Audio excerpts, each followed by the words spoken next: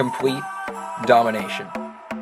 15 players, 8 All-Stars, 3 no-hitters, a 19-1 record, a TBL title, a playoff appearance, and a number 1 seed.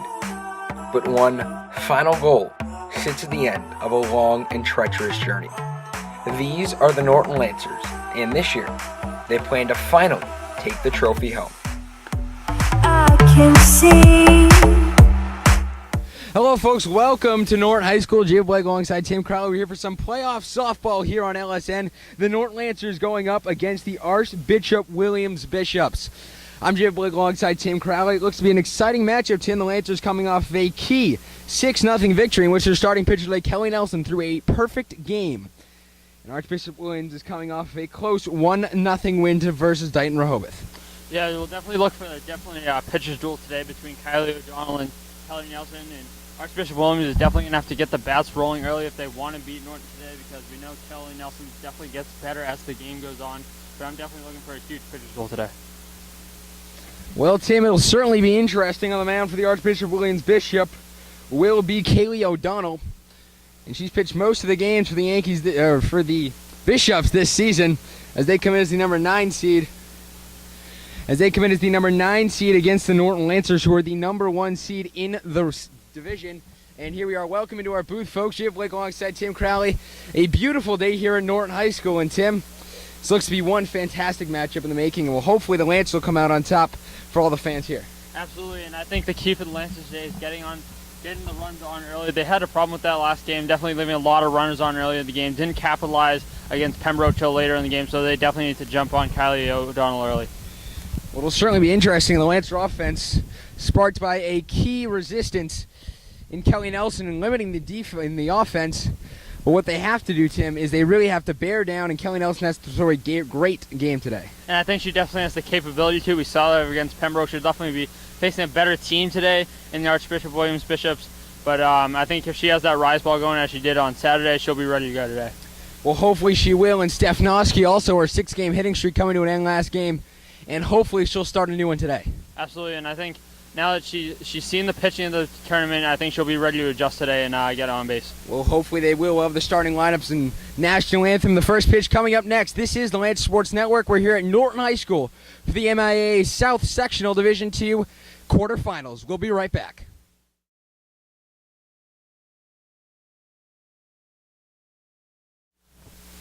And welcome back to Norton High School. Jay Blake alongside Tim Crowley.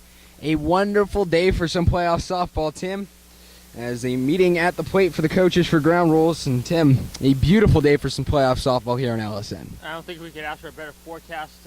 Sunny skies the rest of the day, mid-80s for the game. Couldn't ask for a better day for baseball, especially after some showers on Saturday. The girls will be ready to go today. So it'll definitely be interesting. Now the starting lineups for today, starting off for the visiting team, the Archbishop-Williams Bishops. They'll be starting off with their first baseman, Emma Crocker, number 18. First off, Megan NeGuin batting second. She'll be number 2, playing third base. Number 7, Kaylee O'Donnell, the pitcher, will bat third. Katrina Vesey, number 12, will be playing short, batting cleanup. Batting fifth will be Kaylin Obell, the number 13, playing second. And then the designated player, Brenda O'Reilly, number 19. She will be playing for Caroline Bloomer, who will be starting in left field and won't be able to play in an interesting role, Tim, as they do have the designated player similar to a DH situation here in softball. As Alyssa Sayers, number 10, will be playing right. Jamie Herrick will be behind the plate, number 14, and playing a center field, number 8, Emily Williams. Now for the home team, your Norton Lancers. They'll be leading off with Allie Frontino, a great player, Tim. She made some fantastic plays in the shortstop. What did you see from her last game? Well, I definitely saw some great range. She made a fantastic play ranging back in the left field over the shoulder to preserve Kelly's no-hitter perfect game the other day. Came up at the plate, so I look for her to continue her hot streak today. And batting second, Taylor Sabati, number 24. She'll be playing center field. Steph Noski playing third base. She's had one heck of a season, Tim, and she'll be number 21. And an interesting thing, the first 3 hitters all have an average above 339. I think that's going to be the key for them, as we mentioned in the pregame, Javik, is getting on base early, putting themselves in position to get some runs up on Archie's early. And then Carlia Carl will be batting fifth. An interesting move. She was batting second last game, moved down to fourth in the lineup. She'll be catching number 5, and she's only batting .266 on the season, Tim, with only 1 home run and 16 RBIs. So we'll see how that fares out today for the Norton Lancers. Absolutely, and I think Carly's going to take this move into the middle of the lineup, knowing she's going to have to produce and be the RBI girl today. And then the girl on the hill, Kelly Nelson, batting fifth, number 10. And she had the big game to create the big single, 2-run single last game to break the scoring wide open for the Norton Lancers, as she gave them a 4-0 lead in the bottom of the fifth, and the Lancers are hoping for more from her today. I mean, she just really does it all. I mean, she came through helping her own cause at the plate with that 2-run single, and she had 2 streaks the other day of 5 strikeouts in a row. So I mean, just a truly dominating force on the mound, and she's going to have a big day today for Norton advancement in the tournament. And then another sophomore right behind her, Olivia Peterson, number 12. She'll be playing first base. She's batting .329 in the season with not a lot of power, but some good contact, Tim. And I think that's what you want, moving toward the bottom of the lineup, getting on base, get it backed up for the victory at the top of the order.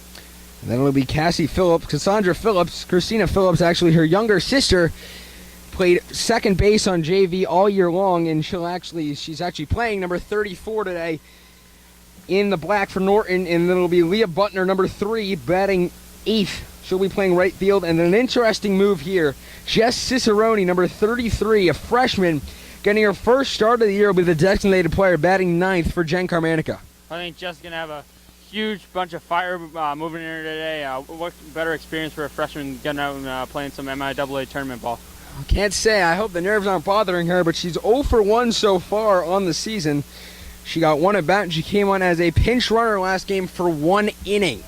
So it'll be interesting to see. So looks to be a good matchup. The Archbishop-Williams lineup has some fire in it. The Lancers, as good as usual, as they've scored 138 runs on the season and have only allowed 7. Safe to say they're definitely the offensive juggernaut of the tournament, especially as the number 1 seed. I mean, you got to expect that out of a team that came into the tournament with a 19-1 record. So hopefully they can get the bats going today and get some run support for Kelly. But as always, when you're the number 1 seed, you have to watch out. Remember, Kansas, a few years ago in the NCAA basketball tournament, they were the number 1 seed going up a number 12 seed in Florida Gulf Coast University, and they ended up losing to them. And that very well could happen today for the Lancers, but Kelly Nelson has to be on her game against a very good Archbishop-Williams team. I think she will be. She knows the challenge in front of her, and I definitely think she had great command the other day, really throwing the fastball for strikes, and I look for that rise ball again with 2 strikes. Well, the Lancers, they've won 7 in a row.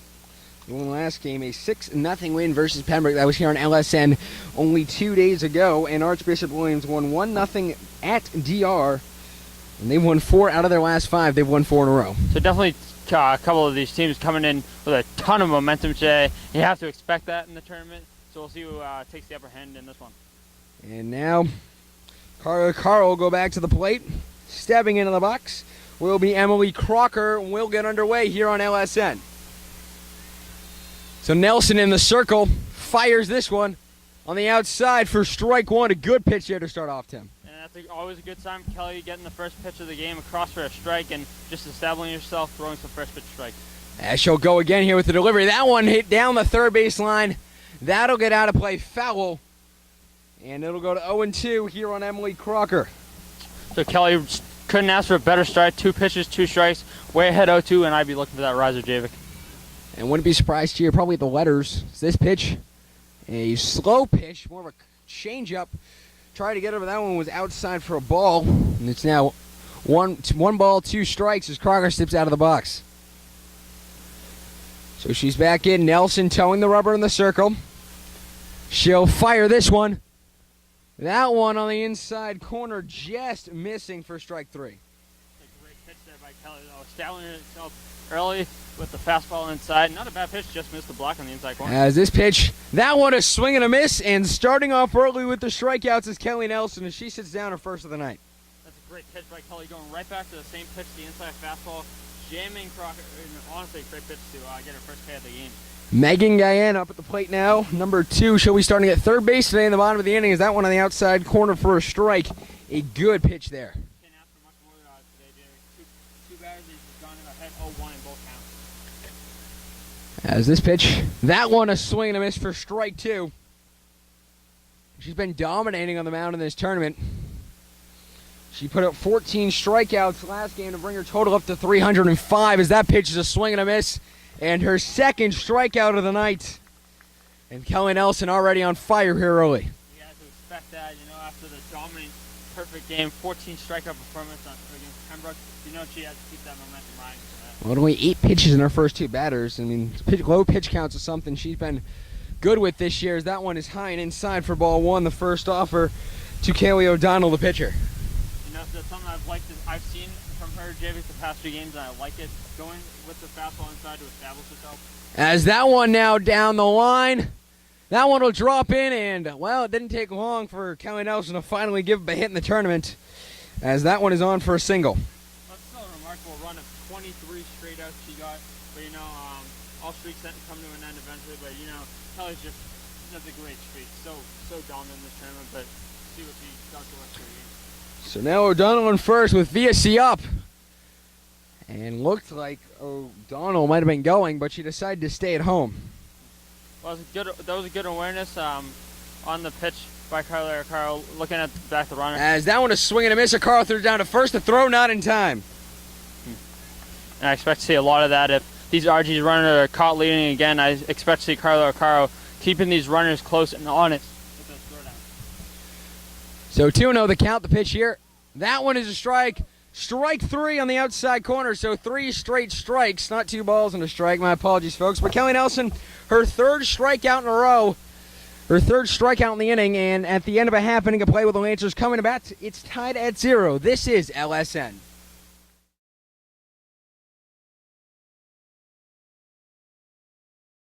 Welcome back to Norton High School here on the bottom of the 1st inning.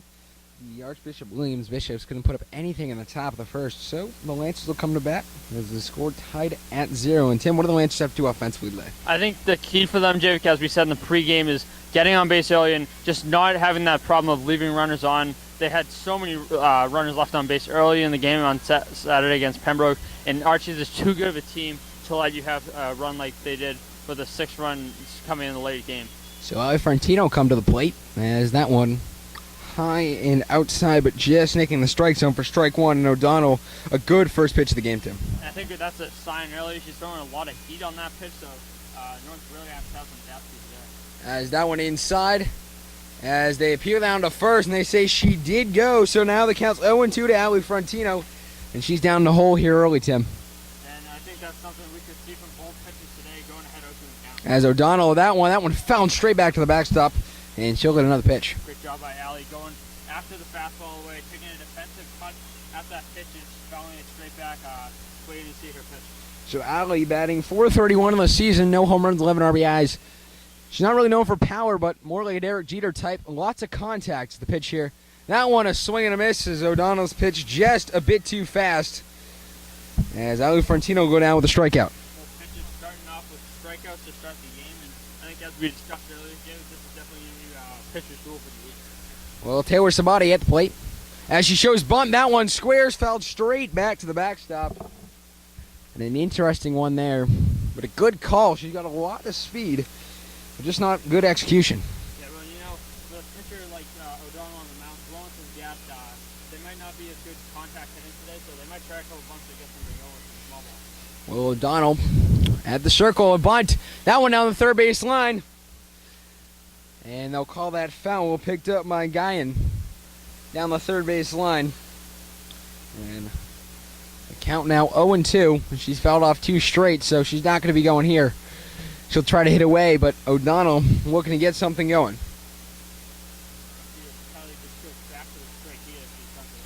As she goes for bunt again. That one's caught, and Taylor Sabati is out. 7 straight strikes for O'Donnell here to start it off.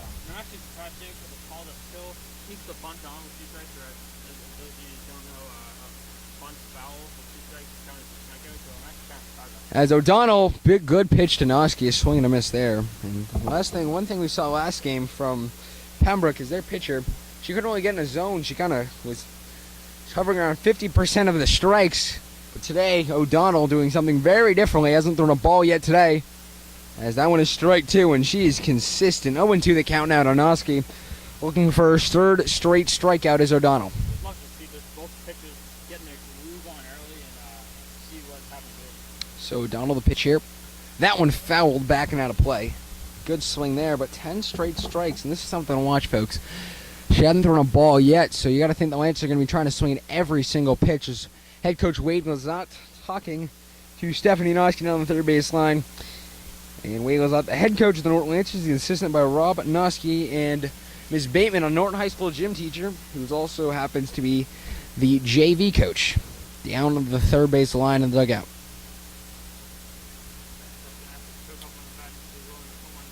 As the pitch here, that one fouled backing out of play, almost down the third base line. But a good swing there, and a interesting 0-2 pitch there. Taking the good two-strike approach, going right after the tough pitches and throwing. And Carl on deck as this pitch hit into down the line. Will get out of play. No, it'll be caught easily by Emma Crocker down the third base line. And at the end of an inning of play, the Archbishop-Williams Bishops and Norton Lancers locked at 0. Only one hit seen. The Lancers get no runs on no hits with no one left on base. We're tied at 0.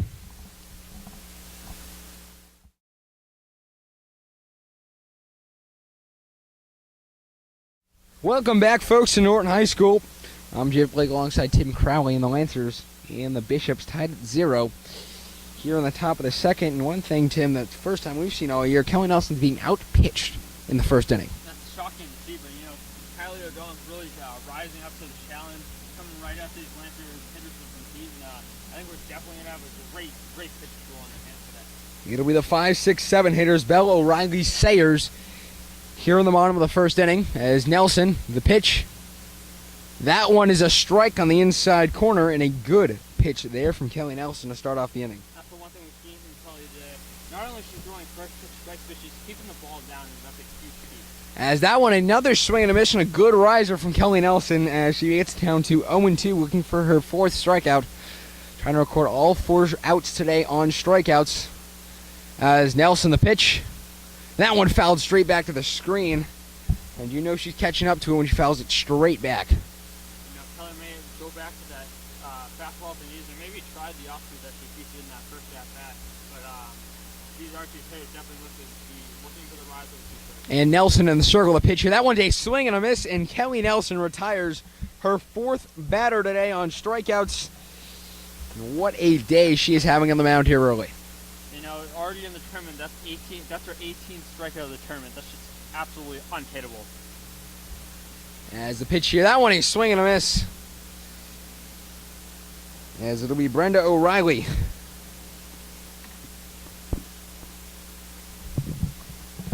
So Brenda O'Reilly at the plate. Now that one a swing and a miss for strike 2. Kelly looking, maybe go back to the riser, or maybe go with a fastball outside, but definitely looking to get her 5th K here, and she's already off to a hot start. As the pitcher, that one a swing and a miss, and Kelly Nelson, strikeout number 5 on the day. There goes Kelly back to a riser. That's really been her just best strikeout pitch of the tournament. It's really just been unhittable for every hitter she's faced. And it'll be Alyssa Sayers at the plate now for the Bishops, as that one is a strike on the outside corner. What a better way, can't think of a better way to start the count with a fastball painting the black on the outside corner, and she's just really on today. As Nelson, the pitch here. That one is strike 2, and she's now thrown 9 straight strikes, only 1 foul ball this entire inning. So 0-2, 2 outs here, no one on. The swing and a miss, and the Lancers get out of the inning without allowing a hit, and Kelly Nelson only has allowed 1 hit today and gotten 6 strikeouts. What a day for her. It's been the first 2 innings. As we go to the bottom of the second, we're all knotted at 0 right here on LSN.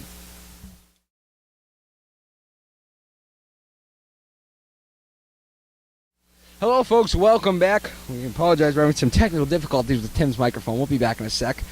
As that one on the outs in the inside corner for strike 1 to O'Donnell.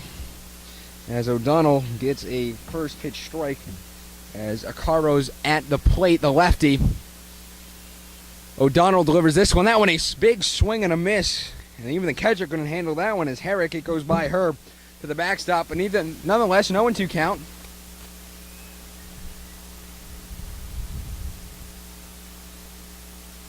And O'Donnell will be looking to set down a Carl on strikes. The pitch here. That one on the outside corner, and both pitchers are on fire today. We've seen a total of 9 strikeouts already. So now to be Kelly Nelson at the plate, the pitcher trying to help her own cause here. It's the pitch. That one on the inside corner for a strike. And Kelly Nelson with a big 2 RBI hit last game, hoping to continue her ways, trying to help out herself as the pitch here. That's a swing and a miss, and the Lancers hitters are just trying to get something going against O'Donnell, who hasn't thrown a ball all day today.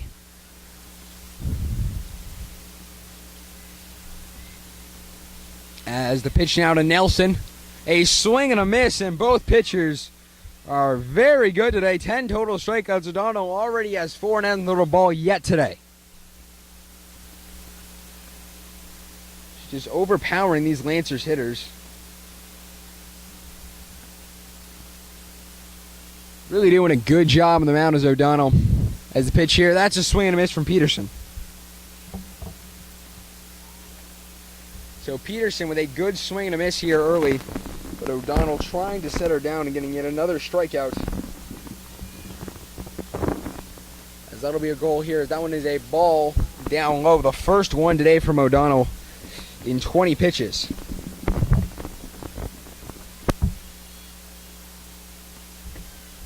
And now O'Donnell will deliver this one to Peterson. She'll foul that one right in front of home plate, and that'll be a foul ball. Send the count to 1 ball, 2 strikes to Olivia Peterson.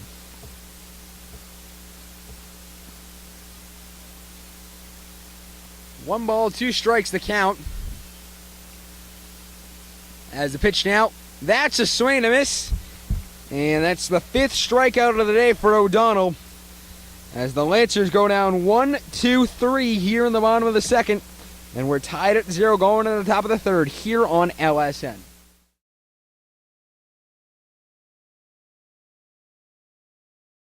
And welcome back, folks. The first pitch to Jamie Herrick was a ball on the outside. As Kelly Nelson facing her in the top of the third is showing bunt. That one is a foul ball for strike 1. Maybe the Archbishop-Williams trying to take the same approach as the Lancers against some more dominant pitching from Kelly Nelson. Maybe trying to get some small ball going with the bunt. As that one strike 2 just biting the corner is welcome back to the booth, Tim. The microphone finally obeying. Thanks for having me back. Feels good to be back. As Emily Williams standing on deck, the 0-2 count now. The pitch, that's a swing and a miss and a riser. And Kelly Nelson gets her 7th strikeout of the night. So Kelly already off to another fast start with that riser just working again, and that thing has really been her out-pitch in this tournament. As Emily Williams, the last batter in the order at the plate now for the Archbishop-Williams Bishops, as that one is a swing and a miss for strike 1, and she is looking unhittable today on the mound. That is Kelly Nelson, number 10 for the Lancers. Kelly going back to the riser, first pitch. Usually her out pitch, but she liking it early, so she's going right back to it. And the pitch here, that one is a strike on the outside corner, and both pitchers team being very effective. Combined, they've only thrown 5 balls here through 2 2/3 innings. The count 0-2 now to Emily Williams as the pitch. That one fouled way down the line, out of play. And she got a good swing on that one. You know, Jake, even though that was a foul ball, that may have been the hardest hit ball I've seen hit off of Kelly Nelson so far in this tournament.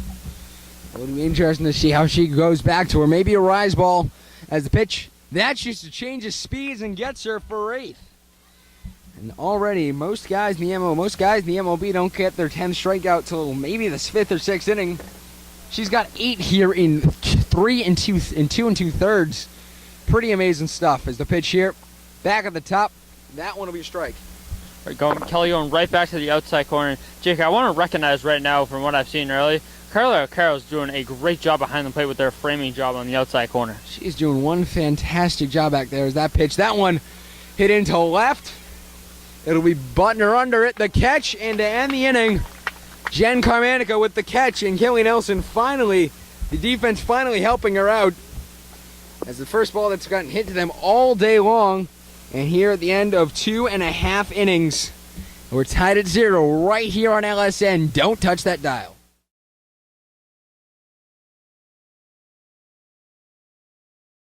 Welcome back to Norton High School. A beautiful day for softball here as we enter the bottom of the third inning. O'Donnell on the mound here for Archbishop-Williams. She'll be facing the bottom three of the order, Phillips, Butner, and Cicerone. As the Lancers trying to get something going here in the third inning as the pitch. That one fouled straight back and out of play. So being aggressive early in the count, knowing that O'Donnell's throwing a hefty load of strikes today, so they'll be looking to swing early in the count and find something to drive early. And the delivery here, that one in the outside corner, a good pitch. And that'll bring the count to 0-2. You know, not only have both pitchers today, Javik, have been extremely just absolutely dominating, but they've had such great control of the plate, and that's really allowed them to go deep into counts. As that one fouled out behind home plate and out of play. And that'll keep the count at 0-2. And O'Donnell, one thing, she has Greg Maddox-esque control on the mound. And another thing that she's throwing with her Greg Maddox control is some maybe some gas of other pitches that are. As that's fouled straight back, maybe some Jim Morris. And even actually, probably more from the 90s with the Greg Maddox, maybe the Roger Clemens gas. But I think Kelly may be all natural or Kylie may be all natural on this one. As that pitch is fouled straight back, and that'll keep the count at 0-2. So Kylie throwing one of her first off-speed pitches of the day, maybe to fool some of these Lancer hitters, but it's not a bad strategy with all the gas she's throwing today. As that one on the outside corner for a ball, and Cassie Phillips doing a fantastic job at the plate. Already a 6-pitch at bat. She's doing a fantastic job keeping herself alive and getting this pitch count of O'Donnell up there. As O'Donnell will set, and she'll fire that one, a swing and a miss and a riser. And down on strikes is Cassie Phillips. There it goes again with Kylie, feeding some high cheese to these Lancers hitters, and so far, too, they don't have an answer. She's got her 4th straight strikeout. And now to be Leah Butner, the starting right fielder, batting .245 in the season. No home runs and only 6 RBIs, trying to get something going for the Lancers that they desperately need a hit as the pitch. That one a swing and a miss. And O'Donnell, she has the speed and the movement on the ball. Not a lot of pitchers you'll see in softball do that as she lets this one go. That'll be down to the left center. She'll round first as the ball thrown in from Williams in center. And a single now for Leah Butner and the Lancers trying to get something going. They have a runner on. What a great piece of hitting there by Leah Butner. Taking the ball where it's pitched, took a fastball middle in and just drove it back right into left center. Puts herself on base, and now hopefully maybe we'll see if the Lancers can get a rally going. Now here comes the freshman, Jess Cicerone at the plate. Puts a bunt down the third base line, just foul. A good pitch. And a good way to foul it off. She tried to bunt it. Did a good job of doing so, but just let it go. As Jess Cicerone sets back in the left-handed batter's box, facing the righty, O'Donnell. The pitch, looking for bunt, pulls back because that's a ball. A good take there, and O'Donnell, she's thrown 2 balls this inning. I mean, should the Archbishop-Williams Bishops be concerned at all, Tim? 2 balls, I mean, it's just maybe just showing that she's human a little bit, but... As the pitch, that one right in front of home plate, a beautiful bunt, the throw to first in time, but the ball is dropped. It's safe. Everyone is safe. On to third goes Leah Butner, and the Lancers have runners on first and third with nobody out. That's a huge momentum swing here for the Lancers. Good fielding on the bunt by the third baseman, but that looks like the first baseman may have been looking to get the ball out on the transfer, but they're not going to rule it.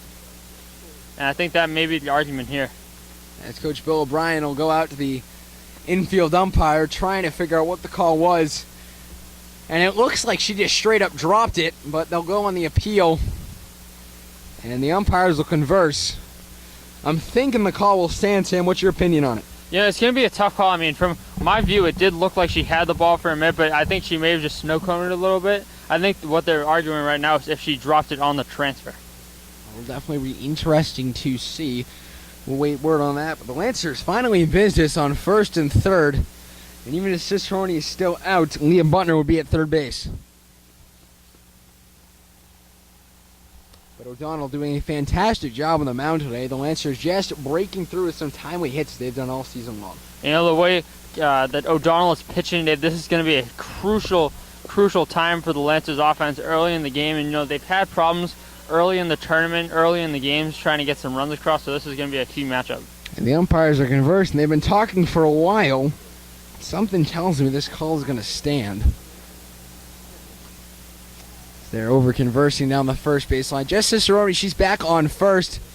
And just like that, she's called out. And now Bill O'Brien arguing that Leah Butner should be given second. But, I mean, you got to take what he gives you. He called her out. Doesn't mean you should go back and start arguing that Leah Butner should be at second. So I believe they're going to call her out on the transfer, and we'll see how they place the runners here.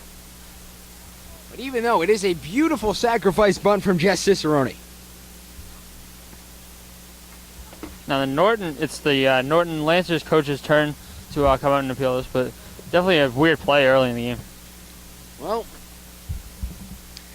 Well, it's not baseball or softball, but it doesn't have something weird happening. As Jess Cicerone called out, and Wade was wanting to an explanation. Jess Cicerone, she's not leaving the bag. And Wade was obviously not happy about the call. Conversing with both umpires now, and doesn't look too happy. Let's hope he doesn't turn into Lou Piniella on us. Absolutely not. And if Lou Piniella was here, I think we'd be missing a second base. That's very true, and some fan might be going home with a lucky souvenir.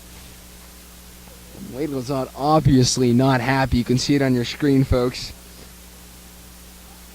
And they're just trying to figure out what's going on. Jess Cicerone down the line at first base. She's not moving. So an interesting thing. And Wade was not wanting an explanation, and he's getting one. Might not be too happy about it. But we'll see here as the Lancers, no matter what, they'll have a runner on third base and Leah Butner. O'Donnell, 34 pitches in the afternoon. And the next three batters up for the Lancers will be Frontino, Sabati, Noski. So, Tim, even though they would have one out, they still have some momentum. With the little delay here for the appeal on the call, we'll see if O'Donnell's momentum is limited a little bit for the delay. One thing that is a problem, though, there is two outs in the moment, so a fly ball won't get anyone in. But it'll be very interesting how this shakes out for the Lancers. Wade goes on, finished talking to the field umpire. He's now talking to the home plate umpire. Jess Cicerone still hasn't left first base. As you hear number 12, VC at second. As saying two outs, Jess Cicerone will go back to the bench. But a fantastic bump by her to put a runner on third. And good thing, you got to find a silver lining in this, and that is that Leah Butner on the drop, on the transfer, got to move all the way to third base. So it's Ali Frontino at the plate. And we're back in action. That one fouled to the backstop. And that one will not be caught, and it'll go for strike one. Jake, for those at home that really are kind of confused by the last play, I want you to go home and look at a play back in the first inning of the 2013 World Series. As the pitch, that one hit down the line. That one will go out of play. So what happened in the 2013 World Series is a transfer rule. Is the ball has to be in your glove, and it's in your glove for a certain amount of time. Once you take it out, if it drops, it's all good, and that's what they were calling there. As now it'll be O'Donnell letting this one fly, a swing and a miss. And the Lancers can't score a run. They leave a man, they leave a girl on third. At the end of 3 innings of play, we're knotted at 0 in a great pitching matchup here on LSN. This is the Lancers Sports Network.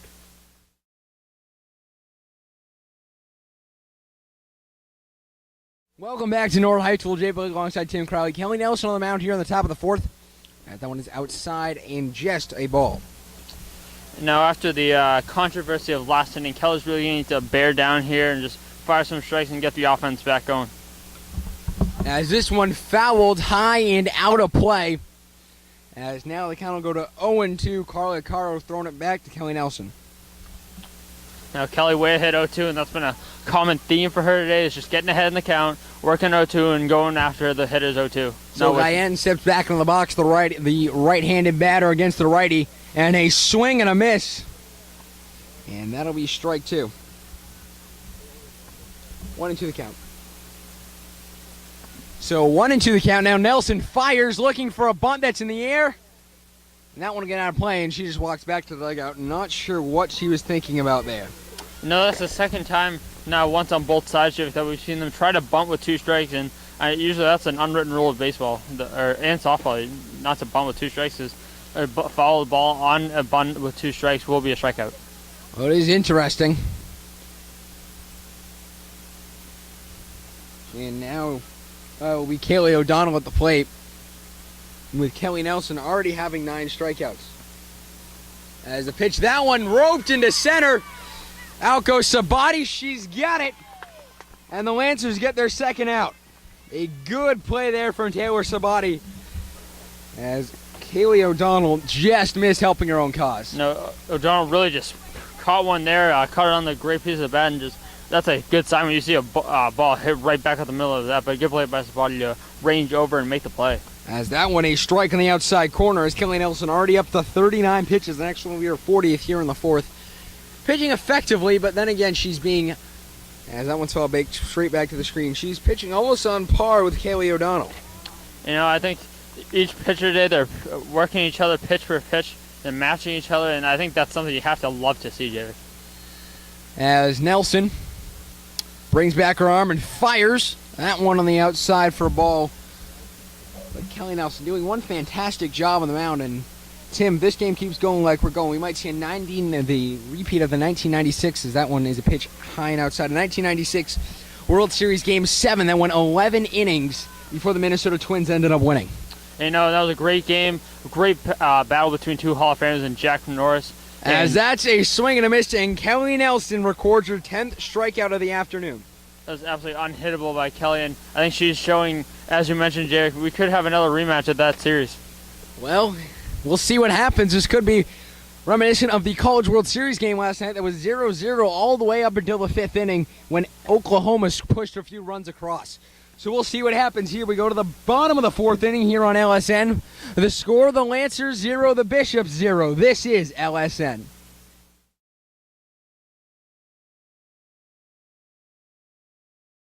Welcome back to Norton High School. I'm Jay Blake alongside Tim Corrali. A fantastic day for softball.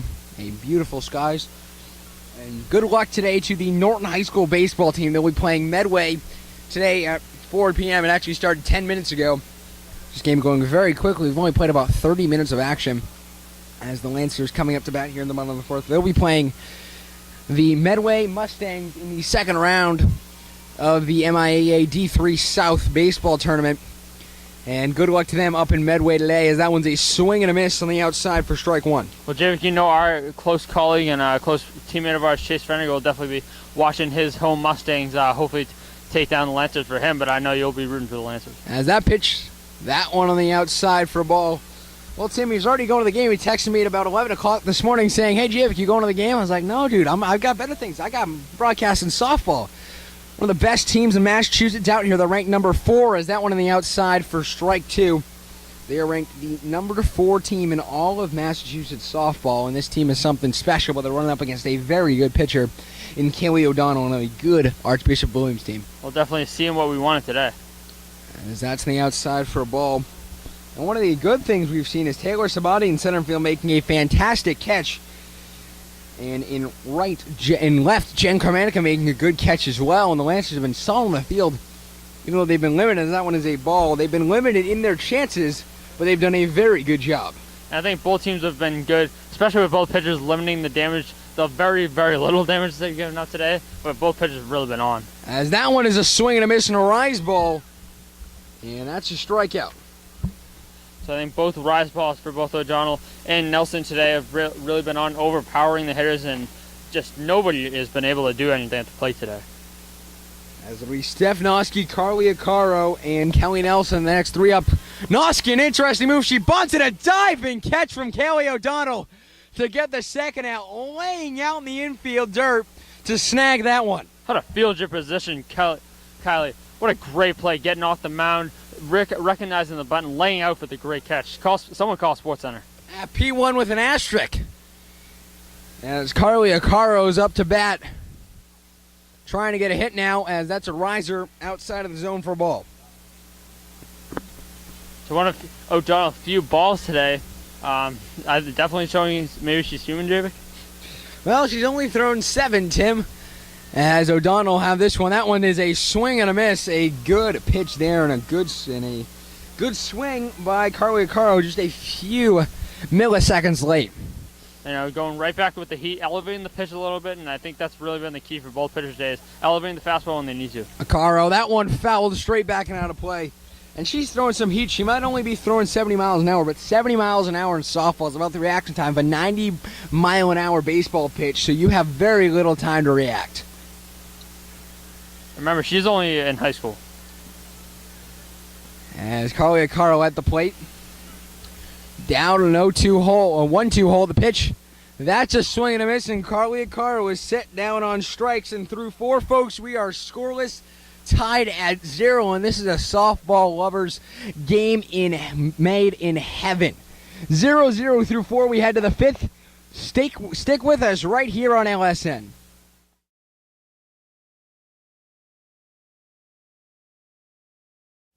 We're back here at Norton High School. What a game it has been here on LSN.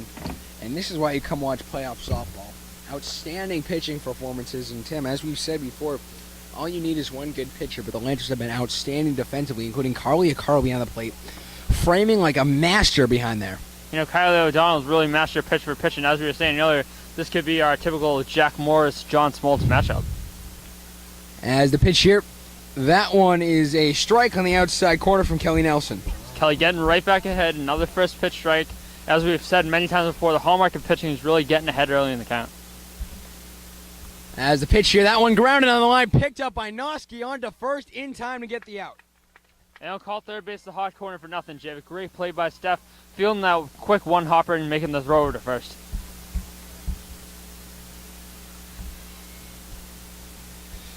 So now it'll be Brenda O'Reilly at the plate for Archbishop-Williams, as Nelson already getting it out here in the inning as the pitch. That's a swing and a miss. Looked like maybe a rise ball at second, but then it kind of sunk back down. That's really, with a pitch with so much movement, it's just absolutely unhittable. As Nelson in the circle should deliver this one. That one is a ball outside. Now this is almost like a dream matchup for softball fans, almost like seeing Monica Abbott and Kat Osterman pitching against each other, the two strikeout leaders in college softball, as that one is a ball down low. Maybe either higher recommendation for both these. I think both pitchers for Kylie and Kelly are both channeling their inner Jenny Finch today. As that one down the line, that one will dunk in for a hit. And it goes past Budner, as she'll just stay on first, with the Lancers finally cracking on defense for only the second time today. You know, that's only Kelly's second hit given up today, and you know, we say that with like such whatever, it's 2 hits, but honestly, when you see a pitcher who's so dominant as her just even give up a hit, it shocks the entire Lancer crowd.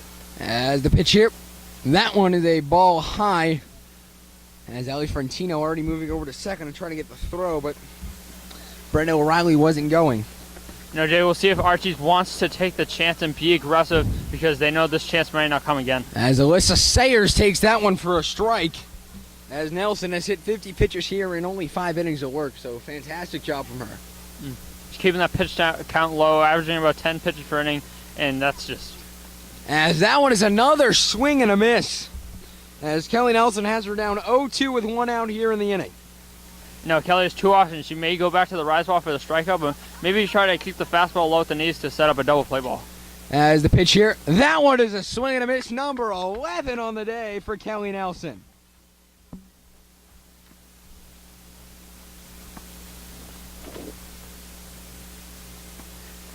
Now it'll be Jamie Herrick at the plate, with the runner on first, and Archbishop-Williams trying to push the run across here in the inning, as that one is a strike high at the letters. Kelly's starting back up at the rise ball, trying to get right back ahead with 2 outs, just trying to fight for that last out.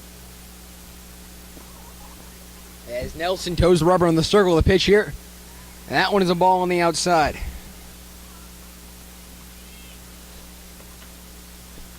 So Nelson back in the circle, facing the righty and Herrick. That one, a swing and a miss. Herrick tried to hit that one all the way to Mansfield, but ended up missing. But she would have put a hurting on that ball if she got up to it. That would have been one of the more harder balls. One just love to see if she connected. That would have been a shot. As that pitch, that one hit into center. Going back is Acaro. She makes the catch. Willie Mays just sat up in his grave and applauded. What a catch to end the inning as the Lancers hold the Bishops scoreless through 5. We're tied at 0. This is LSN.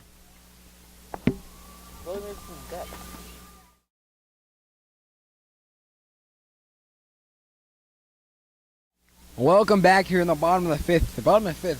A good inning for the Lancers in these last 2 games. This last time they broke open for 4 runs, and we'll see if they can do it again today. No, but Jake, before we start this inning, you got to tip your hat to Taylor Body. What a Willie Mays style catch. And it's only fitting that she's wearing Willie Mays number 24 out there in center field. It is very true. And actually playing the same, well, not playing the same exact position, but still a nice over-the-head grab. As a score update from Medway, Norton leading 1-0 in the bottom of the 1st. In the second round, is that one in the air? Caught. And that could not have been easier for Kaylee O'Donnell. It's a good pitch by O'Donnell, jamming Kelly Nelson inside with the fastball and gets her to pop up. Great pitch. Going to be Olivia Peterson at the plate now. As this game hasn't even taken an hour yet. As we're breezing through this one, but nobody can crack as it's a strike 1 high. You know, Jake, when we have such consistent quick strike pitches with as we do with O'Donnell and Nelson today, you're going to have a quick game. As the pitch here, that one at the knees low for ball 1 to even the count up at 1 ball and 1 strike. As Olivia Peterson up, Cassandra Phillips is on deck. There's O'Donnell's 8 ball. That's only her 8 ball of the game today. As that pitch, that one a swing and a miss and a good riser. That one started low and then went high, really ducked out of the way, and Peterson just was fooled there to make it 1-2. Yeah, you're right. So O'Donnell brings her arm around. That one poked into right. That one will be down. Peterson, the throw, not in time, as she's on with a hit. I mean, you can't stop her. She's been on fire these last few games. That's an excellent piece of hitting by Peterson, taking the ball where it's pitched on a fastball outside, the toughest pitch to hit in the game. Fastball on the outside corner, low and away. She takes it to right field, and it's just a great piece of hitting. As the Lancers have gotten, and now we're gonna have a substitution. Christina Dunn is gonna go to first to run for Peterson. So maybe looking to get some more speed on the bases here in the bottom of the 5th. With the game getting later into its later stages, Norton wants to be aggressive and get this run across because, as I said earlier, with both O'Donnell and Nelson throwing gems today, they may not get another opportunity quite like this. So Dunn has not been very good at the plate at all, but she's done a fantastic job on the base. She was a pinch runner. Is that one into center? Can it get down? Yes, it does. The throw to second, not in time, as Williams bobbles it before she can get it in. And the Lancers have runners in scoring position. And Tim, just like last game, the Lancers are in business with the senior Cassandra Phillips up at the plate. What an excellent piece of hitting there. Taking the fastball in on the hands, fisting it in the center field, and maybe your typical Jorge Posada hit there right there. So Leah Butner at the plate now. Cassie Phillips doing a fantastic job getting the hit. As the pitch here, that one is a strike 1 in the inside corner. And what a fitting way these last few games have gone. Some pitching duels early, and then it gets exciting in the later stages when the Lancers get some runners on. As Butner is going to try to drive in a run. The pitch here, that one fouled behind the backstop and out of play. She put a good swing in on it, but just missed it. She just got a little under it, but as you said, just missed it. And when a ball just goes straight back like that, you know she just missed it. She could have put that one up by the scoreboard. Well, let's see what O'Donnell goes with here. As she'll deliver this one. That one is a ball high, a good take from Leah Butner. It definitely looked like she wanted to jack that one out toward us. Got the fastball elevated, but good eye laying off. And now the pitch here. That one down the left field line. That'll just duck foul. And you can hear the collective sigh from the Lancer faithful and the collective sigh of relief from the Archies faithful. Just missed that. You know, I had a call like that the other day umpiring, and I don't think she could have put that ball foul by more than a couple inches. No, she was just ahead of it. Just missing that one, but she'll try to get back into it. As it's Butner now, that one Wow, that didn't look like much of a swing there, and after a good pitch that she fouled just down the line, almost for a double, she comes up with a mediocre swing, but the second out now for the freshman Jess Cicerone. I think the only word to use for Button to swing there was baffled. She was nowhere sitting on that off speed. Well, here comes the freshman trying to do something good, looking for a bunt, as that's strike one. So now, as we said earlier, the nerves probably definitely running through Jess Cicerone here. As a freshman playing in her first tournament game, pressure on, 2 outs, 2 runners on. And O'Donnell already has 10 strikeouts on the day, is looking for a bunt. She does, but pushes it foul. And now there's 2 strikes, and she probably shouldn't be bunting at this point. But we'll see, as we've definitely seen crazier things happen in this game. It's decision time now. The Lancers did bunt with 2 strikes early in the game. And with a freshman, we'll see how much confidence Coach has in her. And now she's switching sides, taking a page from the book of Mickey Mantle. Going to the opposite side is the pitch here. That one a swing and a miss, and Cicerone is down on strikes to end the inning as O'Donnell gets her 11th strikeout of the afternoon. So we're through 5, we head to the 6th, still knotted at 0, and a pitcher's duel for the ages right here on LSN.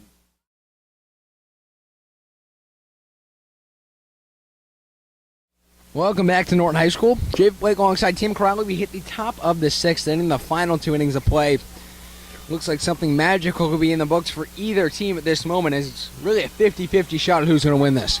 As the first pitch here, that one foul. The car throws off the mask, but it goes over the backstop. Oh, almost like great catch by a Finn in a pink shirt behind the plate, but come on, you got to squeeze those, Jay. Come on now. And it'll be Emily Williams who's at the plate, and that'll be the top 3 of the order. Nelson brings her arm around here. That one foul down the left field line. Watch out. As a good swinging there from Emily Williams to bring the count to 0-2. I think it's safe to say Emily was sitting fastball there. Just definitely wrote it, but if she waited a tick longer, in the words of John Miller, that was heading for New Hampshire. As that one fouled straight back to the screen. As Kelly Nelson at 60 pitches now for the Norton Lancers.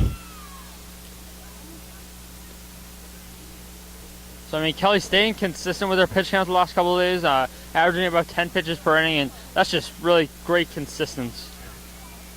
As now Nelson toes the rubber in the circle. Oh, what a pitch! Drop that one in there and gets the strikeout, her 12th of the day. Now, what a great pitch. Maybe Kelly's eephus there, and, Javik, in one of your own words, just threw the girl a chair. Japanese pitchers would be proud, as that one is a ball in the outside corner. A good change of speed, almost Clayton Kershaw asked when he threw that 68-mile-an-hour eephus a few weeks ago. That seemed to hit about 40 on the gun. That one was the ball outside. Even my favorite example, El Duque, Orlando Hernandez, one of your old favorite Yankees, threw that to Alex Rodriguez, and it put probably a good 420 feet out to Monument Park. Well, thankfully for the Lancers, that wasn't hit 420 feet. She just looked at it for strike 3, as that one's fouled straight back to the screen to make it 0-2. So now, Kelly, what do you think here? We either see that eephus again, or maybe just go back to our out pitch with that riser? I'm thinking riser at this moment, Tim, but then again, anything can happen. Is the pitch. That one is a strike on the outside corner, make it 1-2. Now, Kelly, going back to none of the above on that one, going with the fastball on the outside corner. That's true, and the pitch here, that one is a ball high and outside, make that 2-2. The count on Emily Crocker.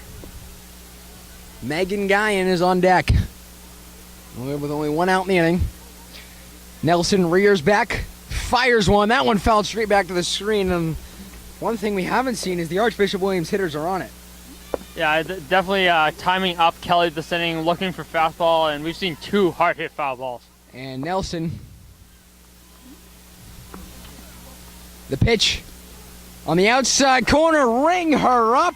Kelly Nelson gets number 13 of the night, and a great frame job there by Carly Acaro. As we mentioned earlier, just a great job by Carly. Definitely not stereotypical, the lefty catcher back there, but you know what? She can do it as well as any right-hander. Well, as long as as that strike on the outside corner, hey, as long as the Lancers don't allow any runners to second, it's all good. Yeah, you can't. And they haven't really done that a lot this season. Their defense has been fantastic, especially their outfield of Carmanica, Sabati, and Butner. As the pitch here, that one is strike on the outside.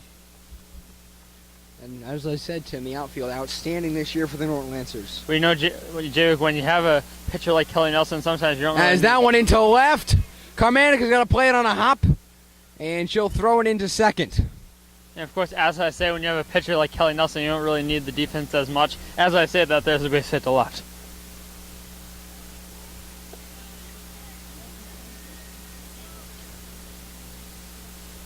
As there's 2 outs now, as Kaylee O'Donnell will come to the plate, the pitcher.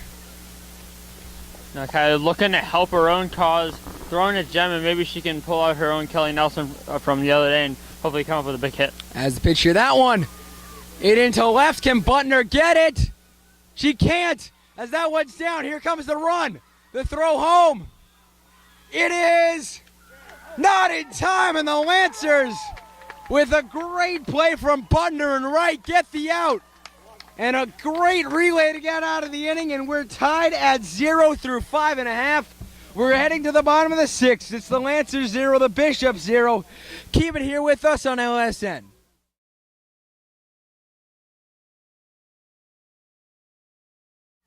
Welcome back here in the bottom of the 6th. Crunch time now for the Lancers. Frontino, Sabati, Noski, the first 3 up. The Lancers will try to get something going here. It'll be O'Donnell on the mound. She's only thrown 61 pitches through 5. Is that one a swing and a miss from Frontino? She just can't seem to catch up to the fastball of O'Donnell. She's 0 for 2 with 2 strikeouts on the day. It looks like both pitchers are getting stronger as the game goes on, just really coming at both sides with some heat. And the pitch here. That one a swing and a miss from Frontino. She just can't seem to figure out that rise ball either. She's fooled there and swings and misses. 0-0 the score. Nobody on. Top of the bottom of the 6th. No 2 count the pitch. That one, it fouled off of her.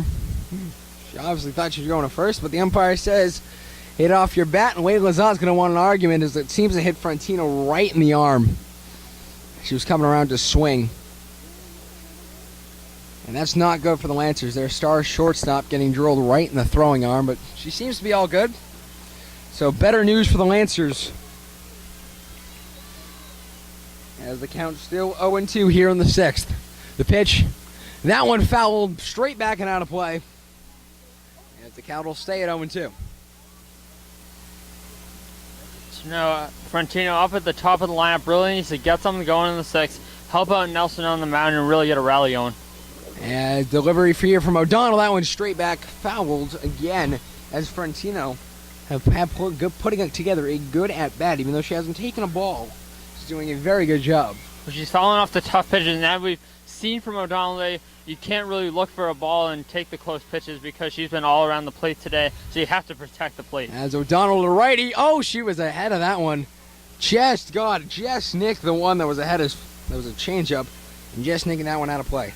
Well, great pitch selection by O'Donnell there, going with the off-speed after a couple of great fastballs. Definitely had Frontino out in front of the pitch, but great job by Allie fouling the pitch off. And a 6-pitch at bat already, and not a single ball thrown yet from Kaylee O'Donnell. As the pitch here to Frontino. That one, a swing and a miss, got her on the rise ball. And that's the first out here in the 6th. So, you know, both pitchers really using the rise ball to their advantage in their punch-out pitch today, and just another great example of that from Kylie O'Donnell today. Kylie O'Donnell already has 12 strikeouts on the day. As that one a bunt, that one fouled from Taylor Sabati. So now we'll see if Taylor can channel her other side of her inner Willie Mays. Already made the defensive style, and see if she can maybe go yard for the Lancers or maybe just get a single to start a rally. Well, hopefully she's like Jess Mendoza and sends one out of here for the Lancers, hopefully. As the pitch here, looking for a bunt, takes it back because it's a ball. O'Donnell's already at 70 pitches now. As the Bishops doing a good job on the field today. But O'Donnell doing an even better job limiting her pitch count. And the pitch, that one in the inside corner for strike 2. Something we talk about a lot, Javik, is having the ability to pitch inside. And when you can do that and not be afraid of hitting kids and just really going right after hitters inside with the fastball, it establishes some dominance. As the pitch here, that one a swing and a miss. As you can see, halfway through that swing, Taylor Sabati already knew where she was going. And that's 2 outs in the inning. just another strikeout for Kylie O'Donnell, and she's just really dominating. I didn't think we'd see a pitcher as dominating as Kelly in this tournament. As that one now sent to short. Vesey on to first. Not in time. It goes past the glove. But Noski was already there. She'll get a hit. That's the second time today that Emma Crocker's had a tough time with the ball at first. The first time she caught a break, they still made the out call, but that ball is going to have to be ruled an E3. And we do get the official scoring decision. It is an E3. So Noski still hasn't gotten a hit in the tournament, as now it'll be Carly Acaro at the plate.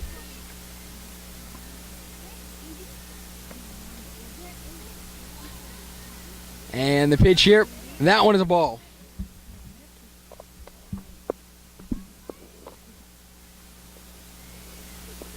Now see if Carly can get something going with a runner on first. This is going to be a huge key matchup. And Carly does have a home run this year, as that one's inside, not a strike, just missing the black.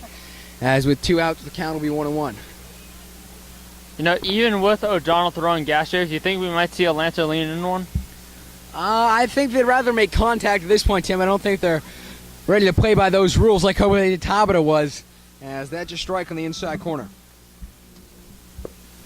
I agree. If Carly does have, even if it's one, she does have the home run power, and wouldn't that be something to ignite the Lancers here? Oh, even you just got to hit it hard enough. I mean, a fast pitcher and even a mediocre bat will get one out of here. And only a 200-foot fence. The pitch, that one, a swing and a miss for strike 2. And now it'll be 1-2 in crunch time now as the ball dropped the third to second. Noski caught in a rundown, and she's tagged out. And a base-running miscue for the Lancers runs him out of an opportunity here in the 6th. We head to the final inning of regulation play, the 7th inning. All knotted at 0 here in a pitcher's duel for the ages. So stick with us here on LSN 0-0 as we go to the top of the 7th. This is the Lancer Sports Network.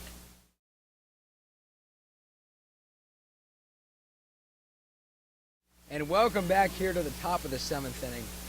And what a game it has been from both teams. The Lancers and the Bishops absolutely playing to their best. And this is what playoff softball is all about, Tim. Absolutely, and I think we expected that. We expected a close pitcher's duel, and we said this on Saturday after the Pembroke game. Archie's taken the W over Denton Rehoboth. It was only a 1-0 game, so you had to expect a close game. And I think we've definitely seen the pitchers match up that we expected today between Kelly Johnson and Kylie O'Donnell. Well, it's Kelly Nelson as that one down the line. That one will be fair, just hitting the chalk. As this one in from Carmanica, the relay from Frontino in, and now a man in scoring position, and the Lancers find themselves in a very, very different spot than they found themselves all year long, as a runner on second here in the top of the 7th, and the Bishops are ready to go. I think I said this earlier. I saw a hard hit ball hit off Kelly Nelson earlier, and I think that was hit even harder. As that one is a strike, and Kelly Nelson, an interesting predicament. And the Lancers can't be able to find offense. The car will call timeout to talk to her pitcher. I think after having a ball really squared up, Nelson's really going to have to settle down, go back to her game plan, just really fire in some strikes, and limit the damage to keep the game tied up. It'll definitely be interesting. Some work to do, but nothing that's too hard for her. She's done this before. She's gotten herself in a jam, but pitched right out of it and done a fantastic job in the air. And it'll be Kaylin Bell, Brenda O'Reilly, and Alyssa Sayers the next 3 up. And this is what happens sometimes. Sometimes you rely too heavily on your pitcher, and when she makes mistakes, you have some miscues. But that was just one hard hit ball. It's a strike in the outside corner for strike 2. Absolutely, and I think that was a great piece of hitting there. She found a ball middle in on Kelly's first pitch fastball, and she just really roped it down the line. And the pitch, that one to short, to second, on to first in time, but they move the runner along as they get an out, as Cassie Phillips gets an out.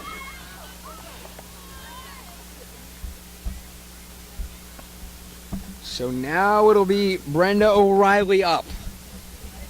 And Wade Lozado will come talk to his pitcher.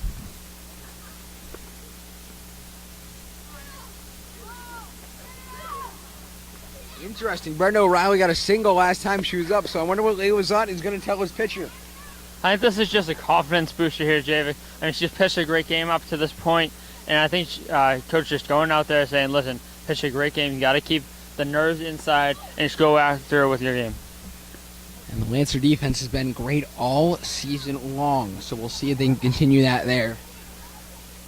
As we're in the top of the 7th, 1 out. A runner on third for Archbishop-Williams as the conference on the mound is broken up, and Kelly Nelson has pitched one heck of a game, folks. Tied at 0. It's not over till the fat lady sings. The Lancers tied at 0. And this is where heroes are made for either side. And we'll see what happens here from Nelson. She'll face Brenda O'Reilly, who has a single and is 1 for 2 in the day with a single and a strikeout.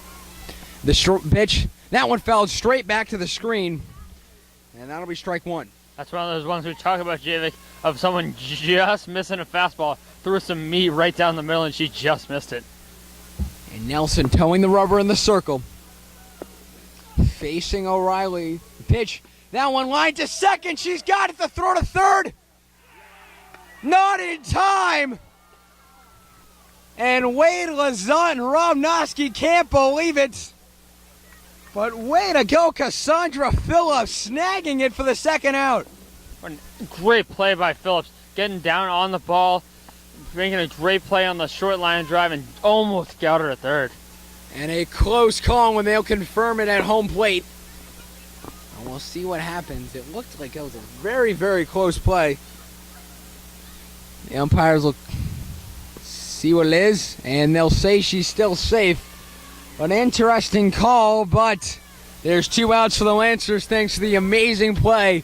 Possibly a game-saving play from Cassie Phillips. So even on the line drive out, the Archies really just caught a break with that safe call at third as the rally may be still alive, but they do have 2 outs now. And this one hit in the air. Acaro's under it, but that goes out of play.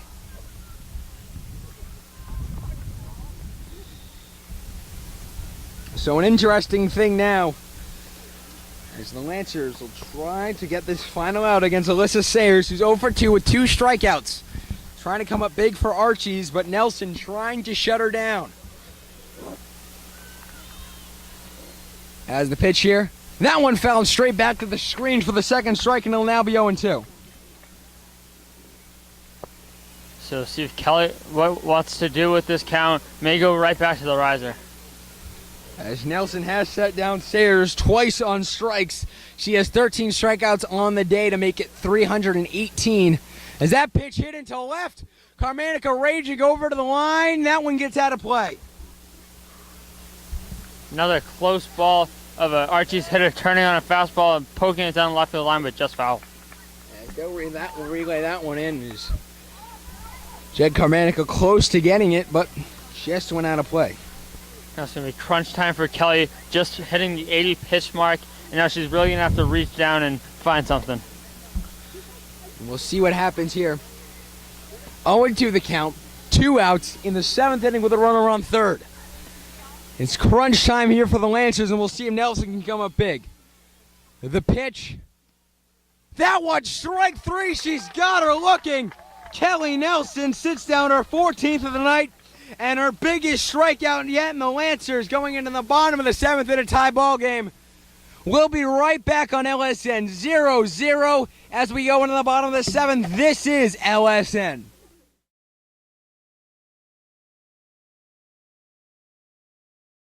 Welcome back here on LSN. Jay Blake alongside Tim Crowley here at Norton High School. A beautiful, beautiful day and leaving better game, Tim, as the Lancers and the Bishops tied in a deadlock at 0 as we enter the bottom of the 7th inning.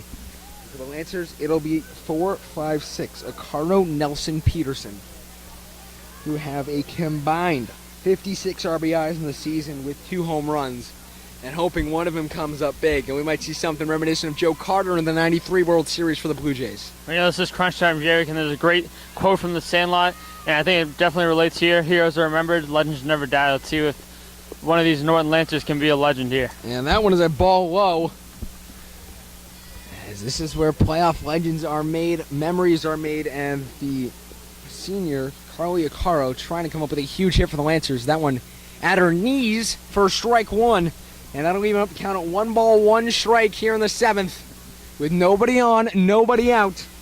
And the 5 and 6 hitters, Nelson and Peterson, up next. The pitch, that one hit down the line. That one just getting out of play. So, that's more of your Greg Maddox style command that we've seen from O'Donnell today, working both sides of the plate, going with the fastball away for the first strike, and now coming back up and in with the fastball to jam Kylie, and we'll see what she does here when she's got 2 strikes. Bottom of the 7th. All it takes, folks, is 1 run to win it. The pitch. That one is strike 3, and Acaro set down on strikes once again, and O'Donnell gets her 14th strikeout. So Nelson is 0 for 2 on the night. She comes up trying to help her team and help herself get the W. So O'Donnell in the circle. She toes the rubber of the pitch. That one right at the belt for strike 1, loaded inside. Now Kelly's going to have to battle back. She's seen her strike, and now she'll have to look for another fastball to drive. As the pitch here, that one, a big swing and a miss for strike 2. And O'Donnell has that has a great fastball, great flick of the wrist, but Kelly Nelson just trying to do is just put the bat in the ball, and she puts it on it, but just fouls it off, just missing it, TC. Yeah, I think, Jake, that's 2 pitches in a row that Kelly's tried to send one back up to Norton center. She's just missed. First one, she took a big hack and whiffed, but second one, she just missed, fouling straight back. Maybe the third one will come out here. As this pitch, that one is a ball low, and the count's now 1-2. And it just missed the lower half of the outside corner, but great pitch by Kylie O'Donnell, going with the pitch down and away with 2 strikes. And O'Donnell, she's on the rubber. The pitch, a good change of speeds, but leaves it up high, and a great take from Kelly Nelson to make it 2-2 now. And a big pitch coming up here. O'Donnell toes the rubber. Nelson steps into the box. The pitch. That one, a swing and a miss in the second strikeout, and we are 1 out away from extras here on LSN. Can you ask for anything better, Jake? This is what tournament baseball is all about. It's got a feeling of some Women's College World Series action to it. Switch over from ESPN right to this. I'm betting you this is better than any Women's College World Series game so far. A 0-0 pitcher's duel here in the 7th. As the pitch here, that one from Peterson, a big swing, but strike 1. Peterson's batting .329 in the season with no home runs, 16 RBI, and she's 1 for 2 in the night with a strikeout. But she singled, and Christina Dunn got to second, her pinch runner, who is now out of the game last time. And now the pitch, that one a check swing, and they say she doesn't go. A good call there, as that'll be ball 1. Now, evening the count 1-1. Olivia Peterson's been the catalyst of this Norton offense the past 2 games in this tournament. This is where the legends are made. Let's see if she can keep it going. With 2 outs, let's see what she can do. The pitch, that one hit into right. Can Sayers get it? No, she drops it, and Peterson is on with a single and a miscue for Archbishop-Williams. Gets a Lancer runner on, and it's Cassandra Phillips who singled the last time she was up, the senior, trying to get it big for the Lancers. Huge break for the Lancers. They definitely have to take advantage of it now. Cassandra Phillips, the righty at the plate, facing the righty on the mound. She toes the rubber with Peterson on first. The pitch, that one is swing and a miss. Saw that elevated fastball. She was trying to end it with 1 swing. Cassie Phillips, what a fitting way to have her high school playoffs go, hitting a walk-off, hopefully for the Lancers in her playoff game, as that one's a ball low. That would be a great way for her to end it. Yeah, with the 1-1 count, she'll be looking for a pitch to drive here. And O'Donnell on the mound. Rears back, winds her arm, fires Cassandra Phillips down the line, just foul for strike 2. Cassandra just got ahead of that one. She was sitting fastball, found her pitch and roped it, but she just hooked it foul. 1 ball, 2 strikes the count. Peterson on first, Phillips at the plate. The pitch, that one grounded foul. And this bat drags on, and the nerves keep going up for the fans of the Lancers. Phillips just take that one off the end of the bat, but foul ball to foul ball, and he keeps the at-bat alive. She's not cracking under the pressure either. There's some solid contact being made, but they're just going foul. The Archie's outfielder's ready to go, and Cassandra Phillips fouls that one out. Will it get out of play? It will not, and we'll go to extras. The 8th inning, here we come. What a game it has been on LSN. Tied at 0, going to the 8th. Remember the last time the Lancers went to extras, tied at 0. They ended up losing 1-0 in 9 innings to Westwood. And we'll see if that same thing happens here, but hopefully it doesn't. This is LSN as we head to the top of the 8th, tied at 0.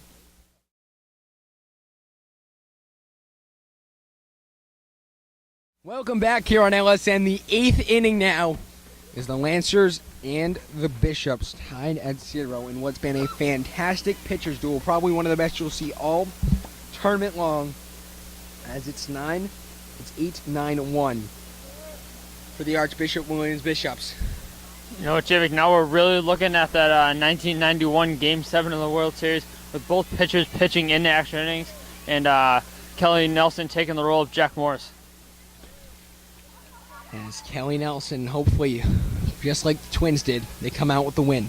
Nelson, the pitch. That one is the ball outside. Kelly just missing up in the zone, just come back with a fastball, hopefully maybe low at the knees to strike. Jamie Herrick 0 for 2 on the day. As the pitch here. That one on the outside, just nicking the black for strike one to even up the count at 1 ball and 1 strike here for Kelly Nelson. There's another great piece of framing by Carly Arcaro behind the plate. As the pitch, that one a swing and a miss. Strike 2. As Kelly Nelson trying to look for her 15th strikeout to get her 320th strikeout in the season for the Lancers. As the pitch, that one grounded to second. Phillips on to Peterson in time, and they got the out.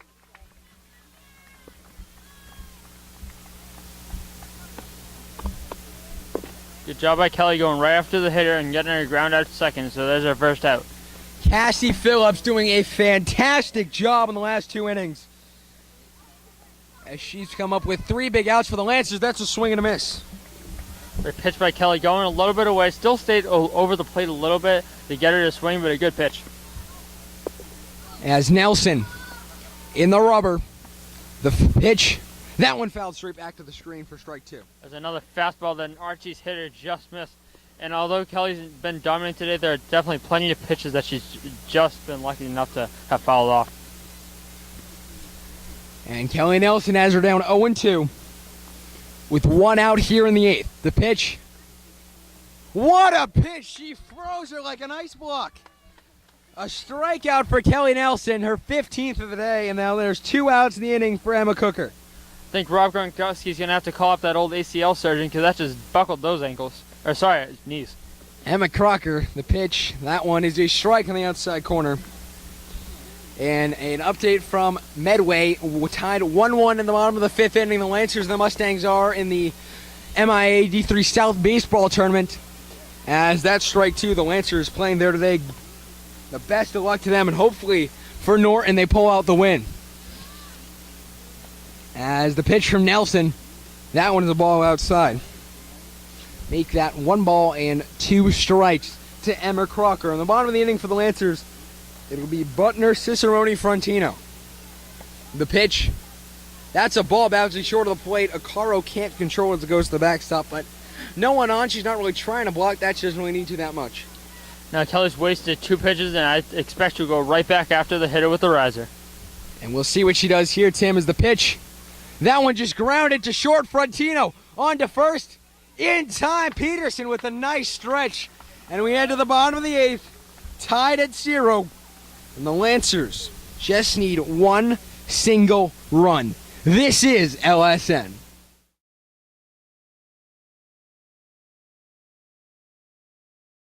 Welcome back here on LSN. The Lancers and the Bishops tied at 0 in the bottom of the 8th in what has been a fantastic pitcher's duel for the ages.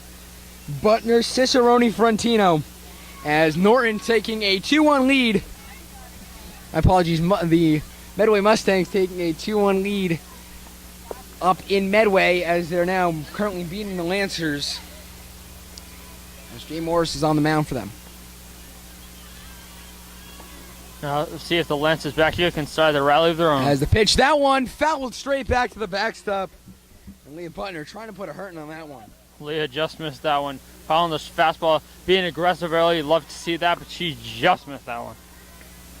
As 95 pitches now for O'Donnell as she pitches that one. That one down the line, snagged, but called just foul. Definitely an off-balance swing for Leah Butner, but still be able to put a great piece of the bat on, but a great play over there at the hot corner. Cicerone's on deck. 0-2 the count. As the pitch here, that one high, and she didn't swing at that one. A good take. Good awareness there by Leah, knowing the pitch was up at her eyes. Down 2 strikes, she's got to lay off. And O'Donnell will step on the rubber of the pitch. That one hit out of play down the first third base line. Just out of play. She just missed that one, Tim. You know, we've seen 2 in this at-bat that Leah's just missed foul. You know, 3rd time's the charm. Let's see what she does here. And now she's stepping into the box. 1-2 the count. The pitch. That one hit into left. Back as Bloomer under it. She'll make the catch. And the first out of the inning. Leah got her pitch, drove it, but just got under it just a little bit and flew it to left. As they fly out for the first out of the inning. So O'Donnell working her craft to the mound. Just Cicerone at the plate. Wouldn't be surprised if she bunted here, Tim. The pitch. She does bunt it and fouls it straight back to the backstop. An interesting thing there is O'Donnell hits 100 pitches on the day. And you know, most pitchers, once they hit that magic number 100, everything starts to tumble downhill. Let's see how O'Donnell can respond here.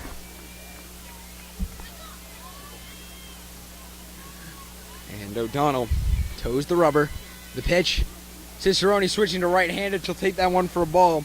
So one of the things I've noticed from her is she is a natural right-handed batter, but she'll bat lefty when she's trying to bunt. An interesting move. Kind of gives it away if they're going to bunt, but nonetheless, and working for her. That's a ball high and outside.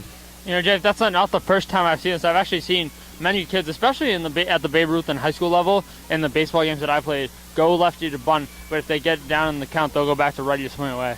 But some of us are natural lefties. Just like Carly Caro is that one strike 2 in the inside corner. Gotta love those lefties. Gotta give those lefties some love. And TC, we're not talking about the left-handed pitchers. We're talking about the batters. As the pitch here from O'Donnell, the 0-2. That one, a good swing there. Now she fouls that one off the first base line. More of a protective swing than anything else, but still gets the bat on it. Cicerone will step back. Cicerone will step back into the box. O'Donnell will toe the rubber, and we'll get ready to go here. 2 strikes on her. As that pitch, that one is high and a good take from her. We've seen the off-speed pitch from both pitchers today, going ahead with 2 strikes, and that's a good eye and good awareness to lay off the pitch.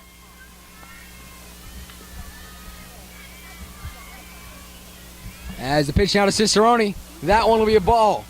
Or strike 3, my apologies, the umpire. A little late in the call there, so O'Donnell gets another strikeout. Now we swing it back up to the top of the Norton Lancer Oiler with Ali Frontino looking to be a hero. Ali Frontino, she's 0 for 3 with 3 strikeouts. She just puts the bat out on it and fouls that out of play. She's 0 for 3 with 3 strikeouts. But then again, crazier things have happened. As we've said many times before, JV, this is softball. Anything can happen. Anything can happen. The pitch. That one fouled down the first base line, out of play. 0-2 the count now. We're 1 pitch away from going to the 9th. There's 2 pitches on the outside that she's taken the other way. Let's see if Allie can channel her in, or David Freeze pulling down the right field line to put the Lancers in position to win. Let's see if the powers of Jess Mendoza can be contained in that bat. As she'll step into the plate, just trying to get the bat on the ball and send it somewhere where they ain't. O'Donnell on the mound. Fires. That one hit up in the air right back to the circle, and that will end the inning. And folks, we'll head to the 9th. It's 0-0 right here on LSN. This is the Lancer Sports Network.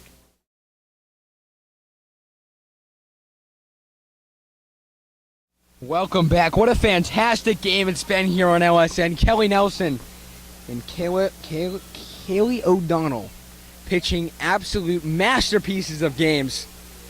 The Lancers trying to sneak out a 1-0 win. But it'll be the Bishop's turn to bat. As Jen Carmanica coming in a few steps to play the two-hitter. As she had a single back in the 7th. She's looking to bunt. A good bunt. Peterson picks it up, throws it over to Phillips. It's past her.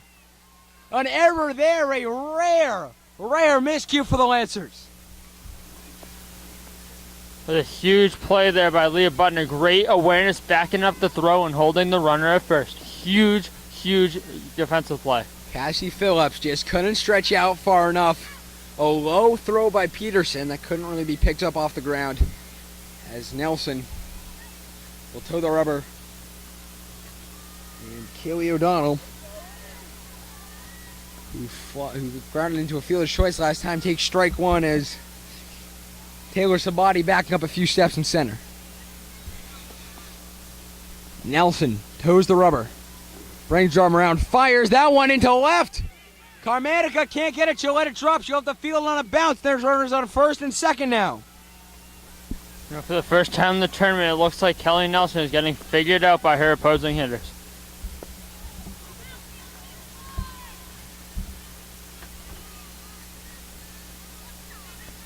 Now she'll have to bear down, look to make her pitch.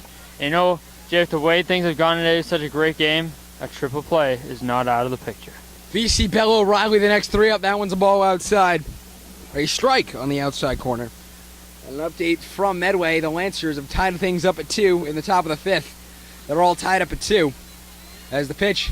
That one into left. Can Jen Carmanica get it? She can't as it falls foul.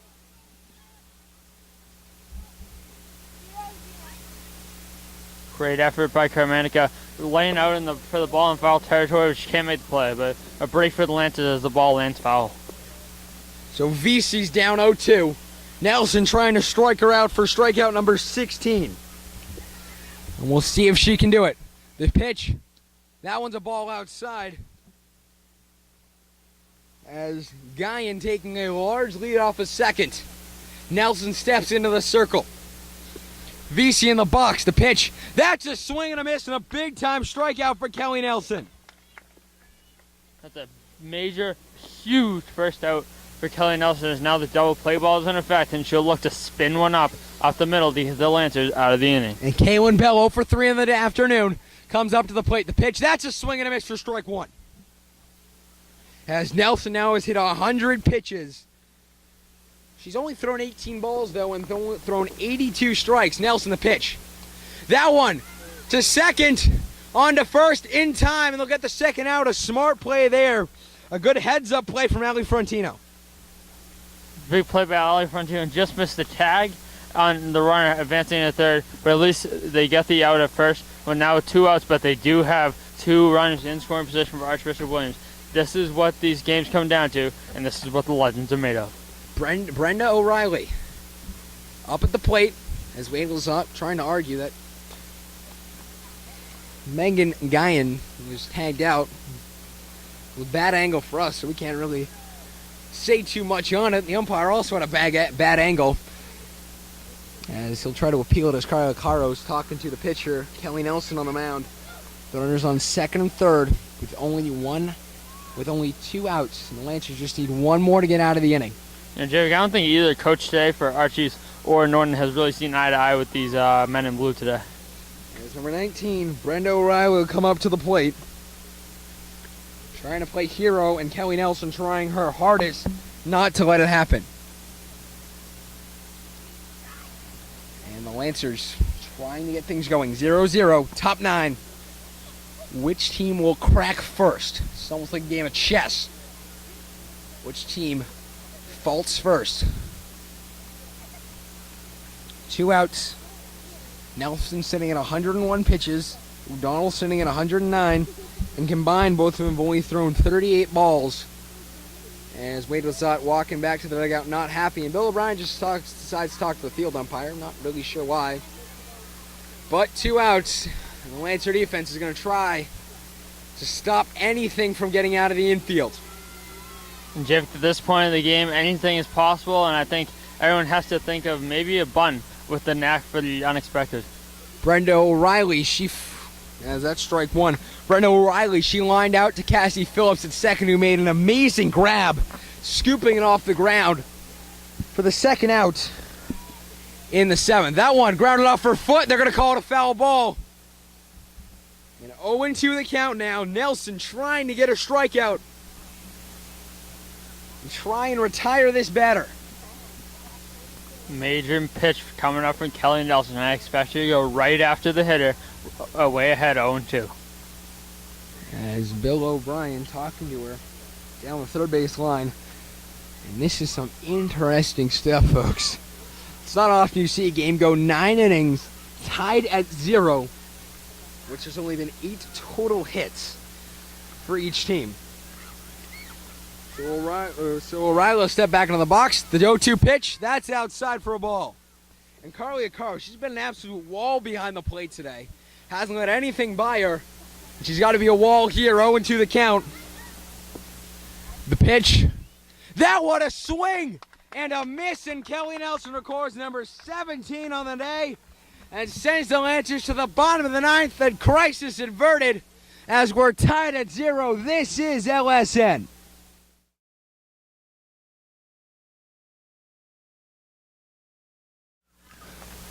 Welcome back here to Norton High School. The Archbishop-Williams Bishops and the Norton Lancers tied at 0 through 8.5. And Tim, this has been one fantastic game.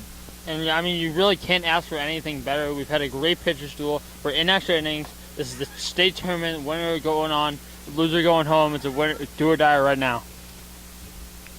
And we'll see what happens here. Peter Wiggins behind the bench cheering the Lancers on. A big supporter of this Lancer program. It'll be Sabati, Noski, Acaro. And the pitch here. That one is the ball to Sabati. The Lancers trying their hardest. O'Donnell pitching a game of her life on the mound against the number 1 seed. As the number 9 seed Bishops trying to get it going. As that one's a bunt fouled straight back. We're going to start the inning with some more small ball. Now they count even at 1. We'll see if they want to keep the bunt on or if they'll let her swing away. It'll definitely be interesting. O'Donnell already at 111 pitches. 90 strikes, only 21 balls. 0-0, top 9, nobody on. The pitch here, sowing bunt, lays one down, off her foot, and she's out.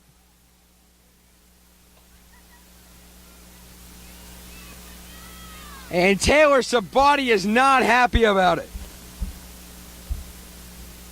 Just really an unlucky break for the Lancers.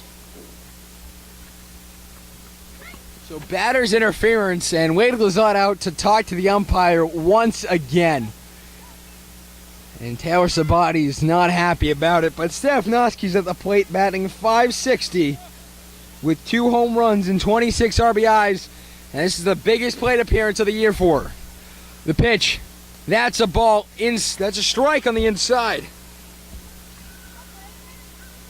Jake, I guess the last couple of days, not only have the coaches had problems with umpires, but apparently so have you. I haven't had problems. They're a little late in the calls, that's all. The pitch here, that one is low, and that'll be a ball. So now Kylie missing with her spot low. Have to be aware of that as a Lancer hitter. And the pitch here to Noski, that one is low for a ball too. 2-1 the count now. As on deck is Carly Acaro. And then in the hole will be Kelly Nelson.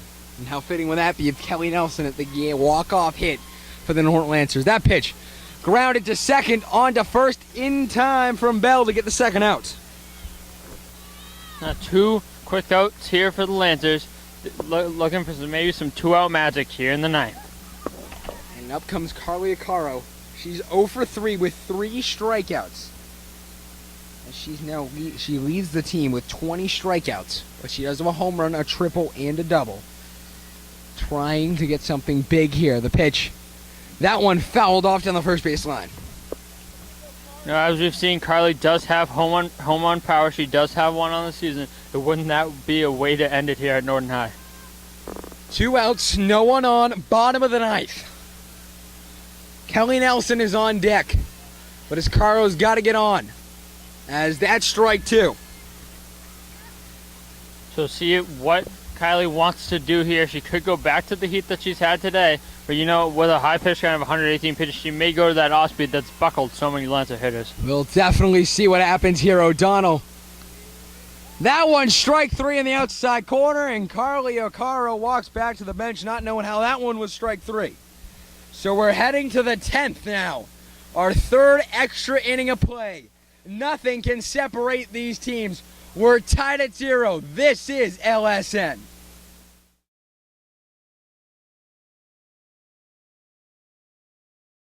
Welcome back as you see the Lancer faithful lining the fences here in Norton High School.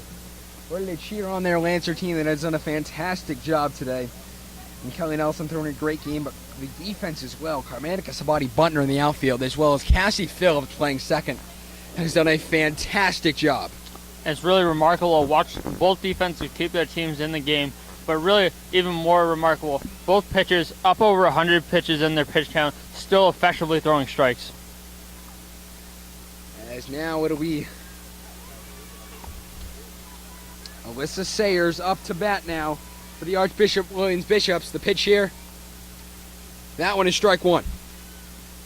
Kelly getting back ahead with a pitch count up at 106, but still throwing first pitch strikes. As the pitch here, that one a swing and a miss on an awful pitch for strike 2. Getting into the 10th inning, maybe the nerves kicking in for both sides, and I think that was definitely a nerve swing right there. Well, might have been, Tim. We'll see what happens here. 0-2 the count, the pitch, and that one is a ball. That's typical Kelly Nelson right there, going back up high with a fastball, but she wouldn't get the batter to chase.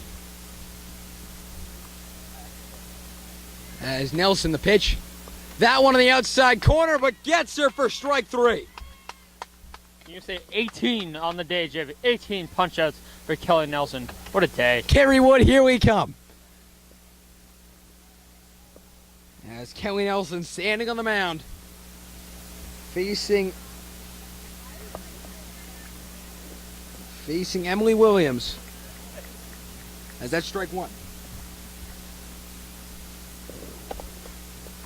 Kelly getting back ahead, going 0-1. As that's strike 2 to Jamie Henrik. Tim, we're running out of space in our scorecards at the moment. Yeah, no, we're in the 10th inning. Someone's got to score soon.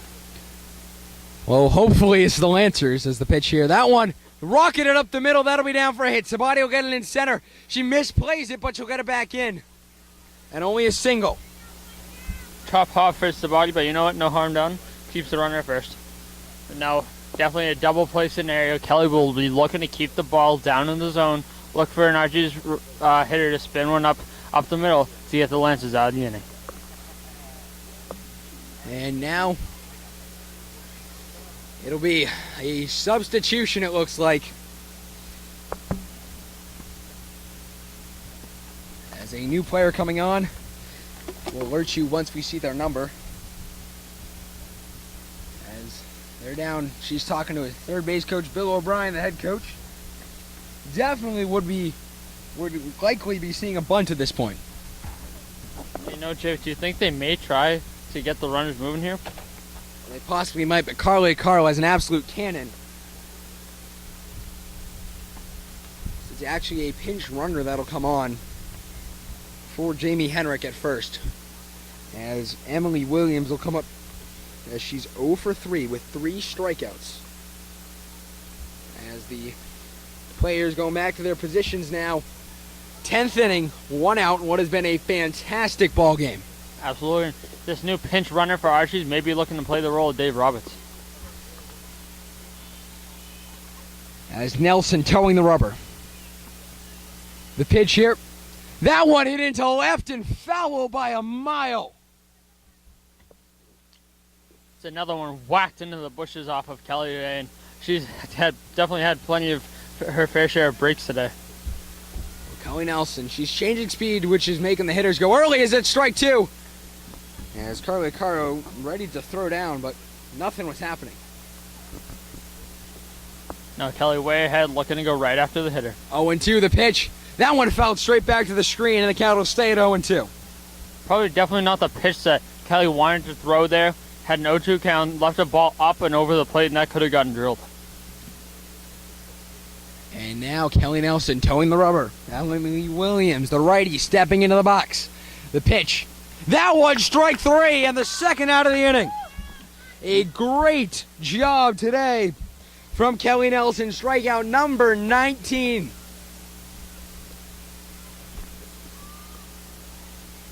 Now we're back to the top. Emily Crocker. That's a swing and a miss for strike 1. 116 pitches, and she's still battling this Archie's lineup. Well, it's nothing new. I was watching the Women's College World Series, and that's strike 2 on the outside corner, as that ball almost missing. That was actually a Women's College World Series game. That pitcher threw 157 pitches and was still cooking. As that one fouled out of play, Peterson can't get to it. Kelly definitely made her pitch 0-2, using that elevated fastball to her advantage, but the ball got fouled off, and now she'll have to throw another pitch. As Nelson in the circle, she'll step on the rubber as that ball being thrown in.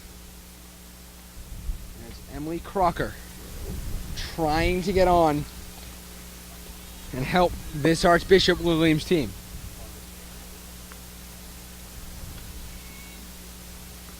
As the pitch now, that one at the knees. That will be a ball. Questionable call there. Jake, I wonder where that one missed. Just a little low. As that one into right, Carmanica's going to grab it on a hop and she'll get it in. Runners on first and second now. Excellent piece of two-strike hitting, finding her pitch. Inside fastball, trying to challenge her, Nelson was, but she got around on that fastball middle in and pulled it to left. Megan Guyon, 1 for 4 on the day, will come up to the plate. The pitch here from Nelson. That one is a strike in the outside corner. Another first pitch strike.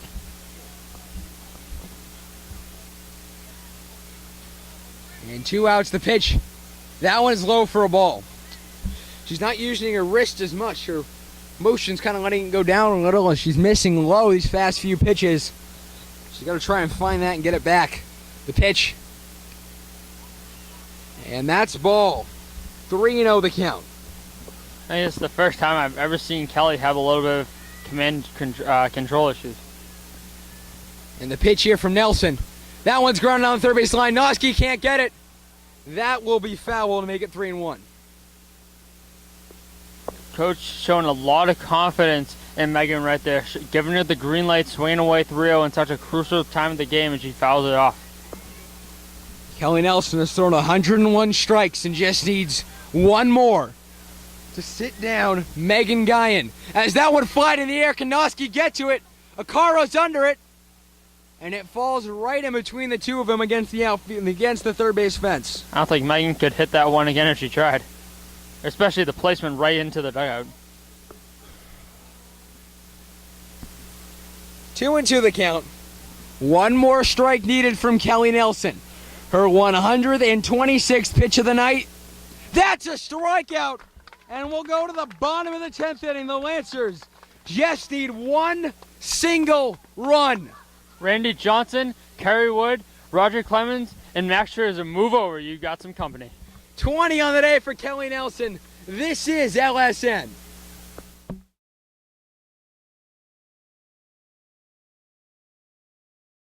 Welcome back to Norton High School. Javik Blake alongside Tim Crowley. We go to the bottom of the 10th, and leading off for the Lancers is none other than Kelly Nelson, as we're tied at 0, as O'Donnell is about to throw her 120th pitch to start off the 10th. This is the battle of the century here. Pitcher on pitcher. Let's see who gets the W here. And the pitch. That one inside for ball 1. Just missed the black on the inside part of the plate for O'Donnell. Now she falls behind 1-0. Kelly will be looking for her pitch. And Kelly trying to help out her own cause. She's pitched 10 fantastic innings and a big swing and a miss for strike 1. Strike 2. Just missed that one. A little bit late. She's got to time that fastball. And the pitch here. That one, a good piece of timing there. Kelly figuring out how to time her up right now. She's down in the count two with 2 strikes. She'll have to choke up, but she's got to be ready to put one in play. Olivia Peterson is standing on deck. The pitch here. That one, a big swing and a big miss as she sat down for strike on her 18 for O'Donnell. Can't really fault her for what she's doing. Even though she's 0-4 at the plate, she struck out 20 people and really kept the Lancers in this game tonight. As Olivia Peterson, 2 for 3, is coming up. Here's the catalyst of the Lancer order. Let's see what happens. As the pitch here to Peterson. That one fouled on the first base line off the dugout. There's her 100th strike of the game. Incredible. Just incredible commands from both these pitchers. Nelson has thrown 103. O'Donnell has thrown 100. Lancers doing a great job defensively, as well as the Bishops from Archbishop-Williams. Hats off to them. It's off to both teams. 10 fantastic innings on both sides of the ball. We may be looking at the game of the tournament right now. And Olivia Peterson, she's 2 for 3. Is up at the plate. She's batting .329 on the season.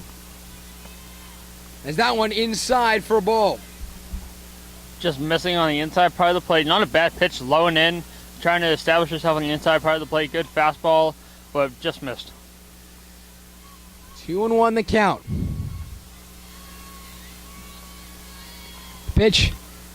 That one grounded to second, and thankfully for the Lancers, the umpire called time. I think they were checking the count with each other on that pitch. The umpire, what he didn't do is call time. A little peculiar. But they've got things straightened out, and Olivia Peterson, thankfully for the Lancers, gets another go. This is a huge opportunity for the Norton Lancers that have to take advantage of this opportunity in their second break. O'Donnell gears up to throw number 126 on the day. The pitch here. That one on the inside for a ball. Another close pitch, but the umpire wouldn't budge. Calls it a ball. 3-1 the count. Any way she gets on is a big thing for the Lancers. The pitch here. That one grounded in front of the plate. On to first in time, and that'll be the second out. A little bit of a swinging bunt on the 3-1 pitch from Peterson, and catcher makes a nice play getting out from behind the plate and making the throw down the first. Now here comes Cassie Phillips, the senior. She's 1 for 3 tonight, batting .328 in the season, no home runs, 10 RBIs. She's only struck out 5 times. She's going to be going to Providence College next year. The pitch, that's a big swing and a miss. Now O'Donnell jumping out in front, getting out in front on the first pitch again. She's got herself in an 0-1 count and see what she wants to do here. And the pitch here. That one is a ball, good take from Phillips. Now with the 1-1 count, Cassie will be looking for her pitch to drive. Has to find one to find a gap.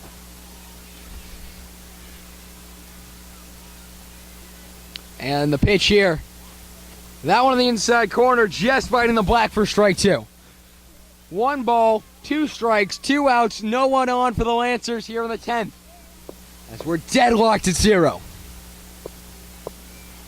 The pitch here. That one into left. Will it get down? It will not. Cut by Caroline Bloomer. And the Lancers' hopes of getting a run here in the 10th are diminished. We go to the 11th as more extra innings are needed. We're tied at 0. Stay tuned. This is LSN.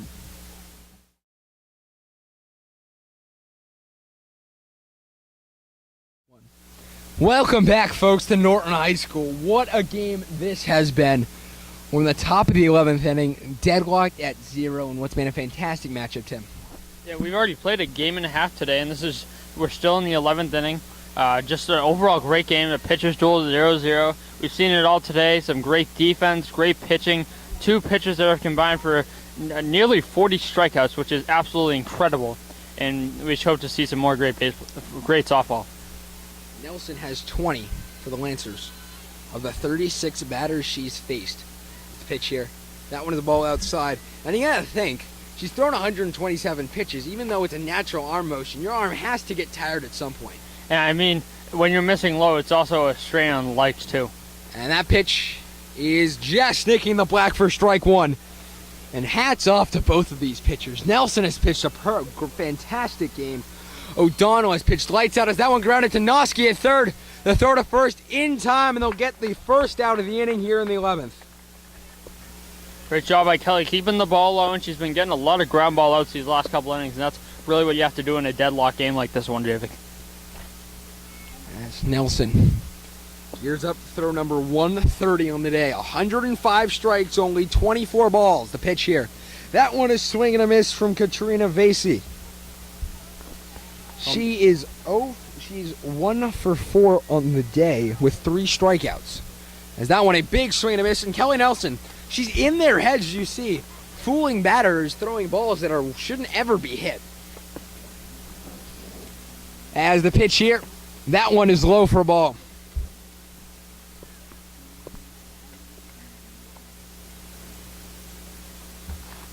Here comes pitch number 133 from Kelly. And the pitch, that one into left, roped. As Carmanica will grab it on a hop and she'll fire it in. See, that's when you know, as a hitter, that you've really got on top of one. You can see that she pulls it, finds the fastball middle in, and just ropes a great piece of hitting by VC. And that had a ton of topspin on that ball. And now it'll be Caitlin Bell. She's 0 for 4 with only 1 strikeout today. But she hasn't hit the ball out of the infield, grounded out to everywhere but first, as that is strike one on the outside. She's grounded out to third back in the 5th, to short in the 7th, and in the 9th to second as the pitch here. That one is swinging and a miss, thrown out to first, not in time. Jay, it's safe to say that these hitters are getting their fair share of at-bats today.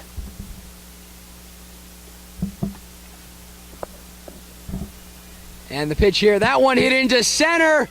Sabati, can she get it? Yes! Sliding on her knees, making the grab. 2 outs now for the Lancers in the 11th. Someone go grab Willie Mays off the golf course in San Francisco. Get him out here to see Taylor, center fielder putting on a show today. Taylor Sabati, hats off to you, girl. She is killing it out in center. 2 fantastic grabs. And this one to Phillips, on to first. Hello, bottom of the 11th. Tied at 0. And this is LSN.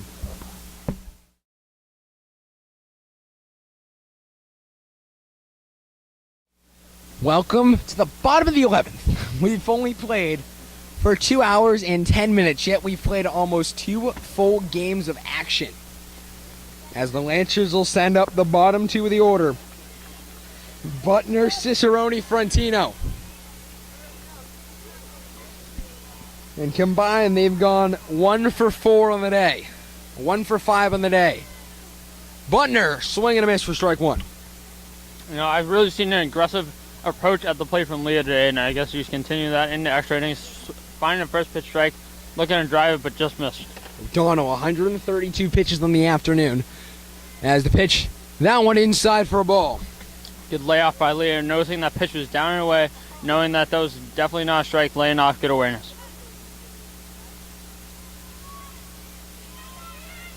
1-1 the count to Leah Butner. Jess Cicerone's on deck, who's 0 for 2. The Lancers just need base runners at this point. The pitch, that's a big swing and a miss way out in front. The Lancers now down to their final out up in Medway. They're down 3-2 in the top of the 7th in a battle against the Mustangs. As the pitch, that one into left, fouled out of play.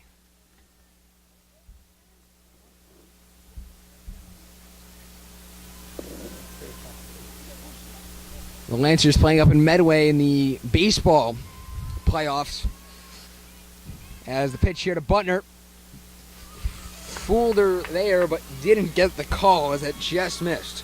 That's a great pitch. Off speed at the knees, and definitely buckled her again, but just missed call. 2-2 the count. Cicerone on deck. Frontino in the hole. That one's a ball high to make it 3-2. Sully Frontino in the hole. Jess Cicerone on deck. You got to think, if Butner's on, they're going to try to get Cicerone to bunt to push over to second, hoping Frontino gets a hit. especially with the bottom of the order rounding out with Cicerone. And the pitch here.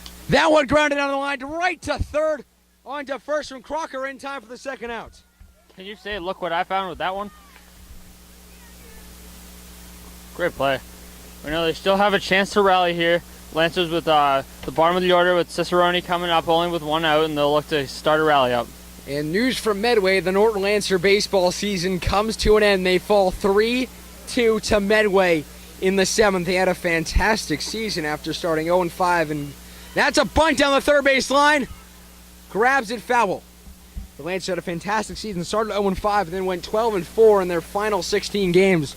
Went into the tournament, but sadly come up just a 1 run short against the number 1 team in the sectional. Well, tip your hat to the Lancers, but overall great season, but then you got to tip your hat to the Medway Mustangs. Congratulations on their advancement in the MIAA tournament. And Cicerone at the plate. 0-1 the count. Pitch here. That one, a swing and a miss. She just needed to catch up to that one, and that'd be gone. And Jess will look to just put the ball in play to start a rally. 0-2 the count to Cicerone. 1 out in the inning. Frontino on deck. That one, a drop third, strike on to first in time for the out. Now 2 outs. Ali Frontino coming up, top of the Lancer order. Definitely needs to get something going here in the 11th. Lancers haven't gotten a hit since the 7th. They only have 4 on the day. And Ali Frontino, who's batting .431 in the year, but 0 for 4 today, will come up here in the 7th. Last came up in the 8th inning and flied right back to the pitcher. That one grounded to second, and we go to the 12th inning. It doesn't stop, folks. And the Lancers held hitless here for the 3rd straight innings. No runs, no hits, no one left on base. 0-0 as we go to the 12th. This is LSN.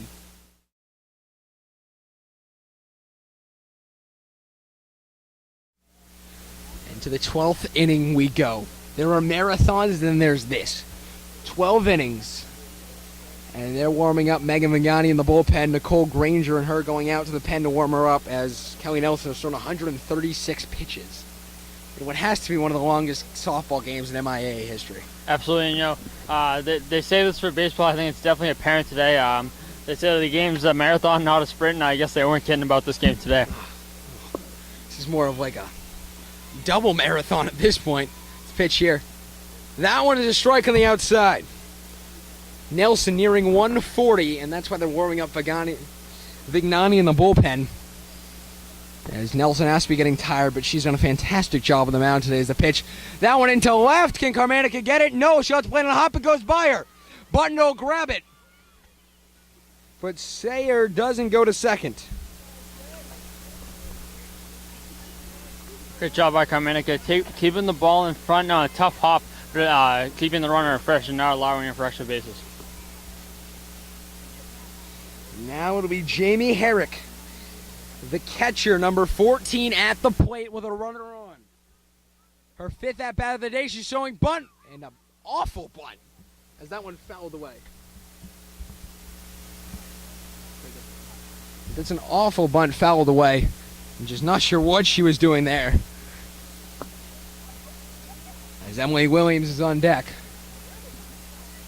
As the pitch here showing bunt. Nails one down. Noski has it. Throws to first in time to get the first out of the inning. Archie is doing exactly what they want to do there. Get the bunt down. Just sacrifice the runner over to second with 1 out. And now they have a runner in scoring position with less than 2 outs. 1 out now. Runner in scoring position. Emily Williams, who's 0 for 4 with 4 strikeouts, coming to the plate. And they'll have a pinch hitter. That is Archbishop-Williams. As coming to the plate now will be number 20, Brianna Roy.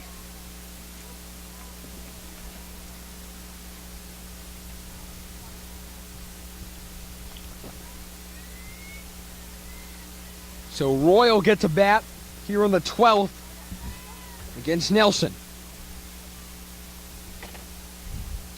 And the Bishops actually out hitting the Lancers 8-4 is the pitch here. That one in the outside corner for strike 1. Kelly finding her groove with her 141st pitch.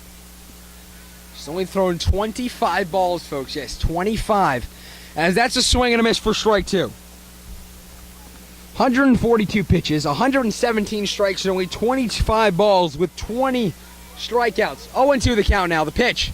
That's strike three, number 21 of the day. Two hables, bende uno, senor? Can't say I understand a word you're saying, but yes. Yes, Tim. As the pitch here. That's a ball in the inside corner. Just missing the black. The pitch here. That one is a strike. A great job by Carly Acaro. And Tim, she's done a fantastic job. Just absolutely incredible. She's still pounding the zone at 145 pitches. And the pitch here. That one is a ball high. As Vignani going back to the dugout from the pen. I'm guessing if this goes to the 13th, we'll see her. See if Kelly can throw her chair. As that one, that's a ball high and outside. So back to the top of the order, Crocker, Guyan, O'Donnell. See if on pitch 148, Kelly can make her strikeout number 22. 3-1 the count. Pitch. That one into left. Can Carmanica get it? It's overhead off the wall. Rudward's going to score. Into second now, and Nelson allows a run.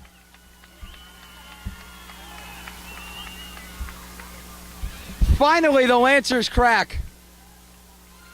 After 148 pitches, Kelly Nelson allows a run in the 12th. And it only took 148, as you said, for Archie's to finally square one up in fair territory.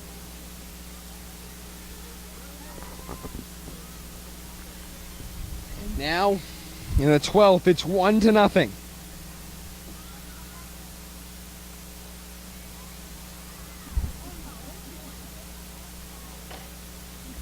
Megan Guyan, who is 1 for 5 today, will come up to the plate.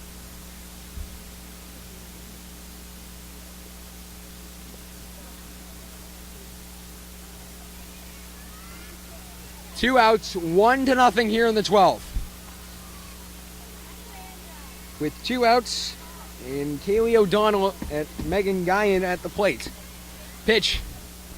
That one is a ball outside. So finally, after 12 long innings, Archbishop-Williams finally comes through here in the top of the inning. The pitch. That one's a ball in the dirt. 150 now for Nelson. What a day it has been for her. And timeout as Wade Ozak comes talk to his pitcher. Nelson's got to be tiring. And Jen Carmanica, she couldn't do anything about that ball in the outfield, Tim. She just got a little tripped up, but it was over her head nonetheless. Yeah, absolutely. And that's one you just really have to get on your horse. And she kind of didn't get a first step read on it, but either way, that was going to be mashed over her head. And just really a great piece of hitting by the Archie's hitter. So the Lancers, on the bottom of the inning, they'll have Sabati, Noski, Acaro. 2, 3, 4. The best hitters on this team, hopefully going to come through big for the Lancers. But Nelson on the mound, she's got to retire one more Archie's hitter first. It's Megan Guyan. 1 for 5 on the day. She struck out last time when she was up. She has 3 on the day. 1-0. Top 12. 2 outs. Man on second. Showing bunt. And it doesn't go. Ball 1. Strike 1. Even after 12 innings, still can't figure out what balls and strike the umpire's calling. What a day it's been. As that one into left.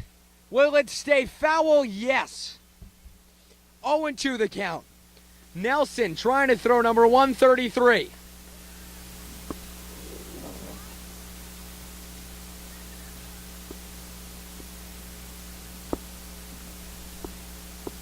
And this ball is going to get thrown in. 0-2 the count. 2 outs. Megan Guyan trying to get another run for Archbishop-Williams. The pitch. That one into left. Can Carmanica get it? Ranging over down the line. Comes up with a catch. And we're going to go to the bottom of the 12th where the Lancers need 1 single run. Down 1-0. Archbishop-Williams gets 1 run on 2 hits, leaving 1 woman left on base. Bottom of the 12th, here we come. The Lancers just need 1 run. This is LSN.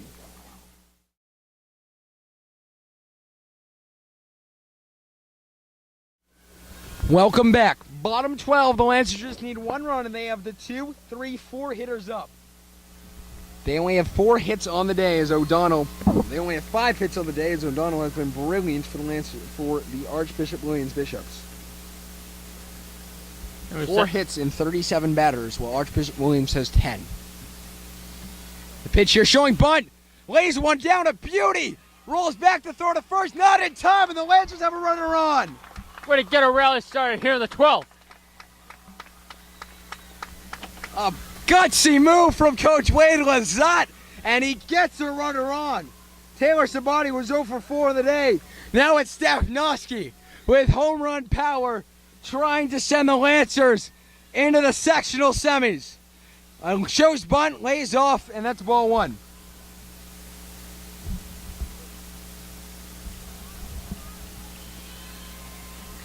See what the middle of this Lancers order can do here. They have a huge opportunity. It's do or die. As showing bunt, lays back, going to second, the throw down, not in time as the pitcher cuts it off. What was she doing there?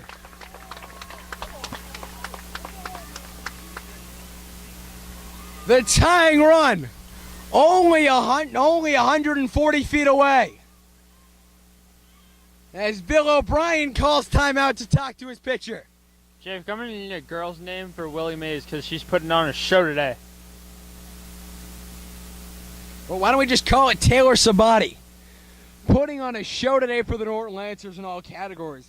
Making 2 game-saving catches in center field. And stealing seconds on a great play on a great call by Wade Lazat. Well, it's safe to say that Taylor's giving Kelly Nelson a run for her money as the team title of MVP. I think it's just going to end up whoever wins this game.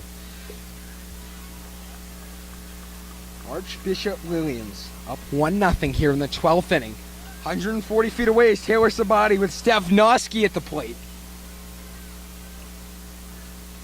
who is 0 for 4 today and hasn't hit the ball out of the infield. She's popped out to 2 players twice in the infield, the first baseman and the pitcher. Maybe she's dropping her hands just a little bit. As O'Donnell to Noski. That one is a strike in the inside corner. And Tim, just as you said earlier, I think it was the 9th inning, this is where legends are made.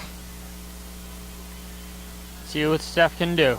The pitch shows bunt, lays one down to get the runner to third, on to first in time, and the Lancers move Sabati over with the number 3 hitter of all people. Here we go, tying run 70 feet away. 1 out, and who else but the captain, Carly Arcaro, looking to come up in the clutch. Carly Arcaro, 4 strikeouts on the day, trying to change that in the biggest of situations for the Lancers. Lays down a bunch, Squeeze! And they won't, but they get a runner on, and the tying runner, as she'll take second as well, and the tying run is 140 feet away from the plate. The game winner is on second. Crunch time, let's go! Ty Cobb just stood up in his grave and applauded. What a play! Taking it out of the Ty Cobb rulebook. Taking second, and here comes Kelly Nelson. How else would we have it today? Kelly looking for a chance to win it. The pitch, that one in the air. It's caught, and there's now 2 outs, and the Lancers down to their final out. The nerves of both teams must be going frantic right now. 2 outs, 2 runners on, 1-0. Peterson, 2 for 4 of the day, comes up to the plate in the biggest situation she's been in her high school career. 2 outs, bottom of the 12th, with the tying run standing on third. The game winner standing on second. Fouls that one down the line. We said it before, Jay. That was definitely a nerve swing there by Olivia Peterson. The next will be O'Donnell's 150th.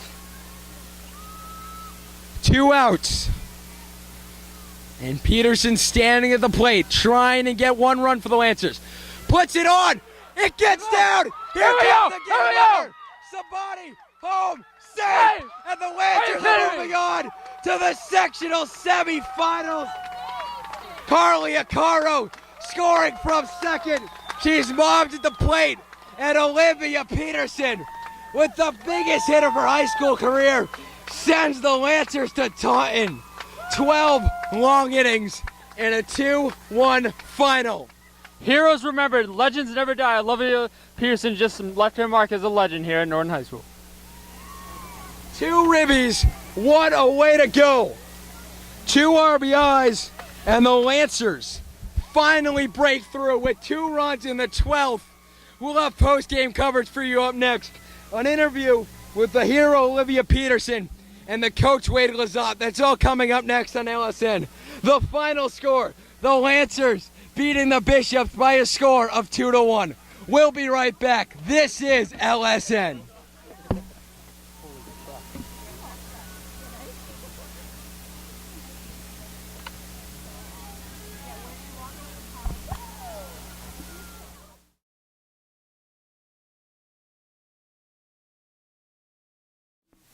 Hello, folks. Welcome back. I'm here with the game hero, Olivia Peterson, Coach Wade Lazat. First of all, congratulations. Thank you. Thank you. Now, Coach, what happened when you were going through your mind? You guys played 12 innings. How do you go through mentally a game like that? With this team, it's just never quit. We just take it one batter at a time, and that was our approach that last inning. That was our approach every inning of the game. But that last inning, the huddle that we had before the inning started, we just said, don't give up on each other. We're going to continue to fight and put the ball in play. And we made things happen, and that's really how we play this game. This team will never quit on each other. This is a solid team. Now, Olivia, when you stepped up with 2 outs, obviously the game on the line and the winning run only at second, what was going through your mind? I just had to go up like a regular at bat and just do what I've been practicing every day to do. Now, Coach, after 12 innings, your players up. What was the thinking of making the runner go to second? Well, they gave us second on that there. They were obviously didn't want that winning tying run to score, so if they gave us the extra bad, we took it. Kelly and Liv have been coming through all season long. Probably the top 2 RBI hitters on the team. So I was in a good spot, second and third. I knew we just had to get the ball in play, and we were going to score. Carly's not fast, but we'll put in a good spot. Now, Olivia, you guys played 12 long innings, 2-1 game. How do you guys prepare mentally and physically for your next game? We just go every inning like it's another inning, and then for next game we just keep practicing. That's my job. I'll make sure we're ready to go. Now, Coach, her mom packed a heck of a lunchbox for her today. She had Gatorade in there and everything else. So. Well, hey, whatever you need to get through 12 innings, right? Food today, we ran out of water and everything else. So kudos to mom. Now, Coach, what do you guys have to improve on to win your next game? Nothing. Pitching was perfect. Solid defense today. I mean, the hits. We're facing probably, in my opinion, probably the second best pitcher in the state of Massachusetts. Me having the best. So she's a really good pitcher. She moved the ball really well. She kept the hitters off balance all day long. We're just gonna have fun at this point here. I mean, these kids, this is their destiny. They worked really hard for this. So let them just go have it. Well, congratulations to both of you. Thank you. And good luck in the sectional semifinals. Thank you. We'll send it out to the booth for more LSN extra innings right after this.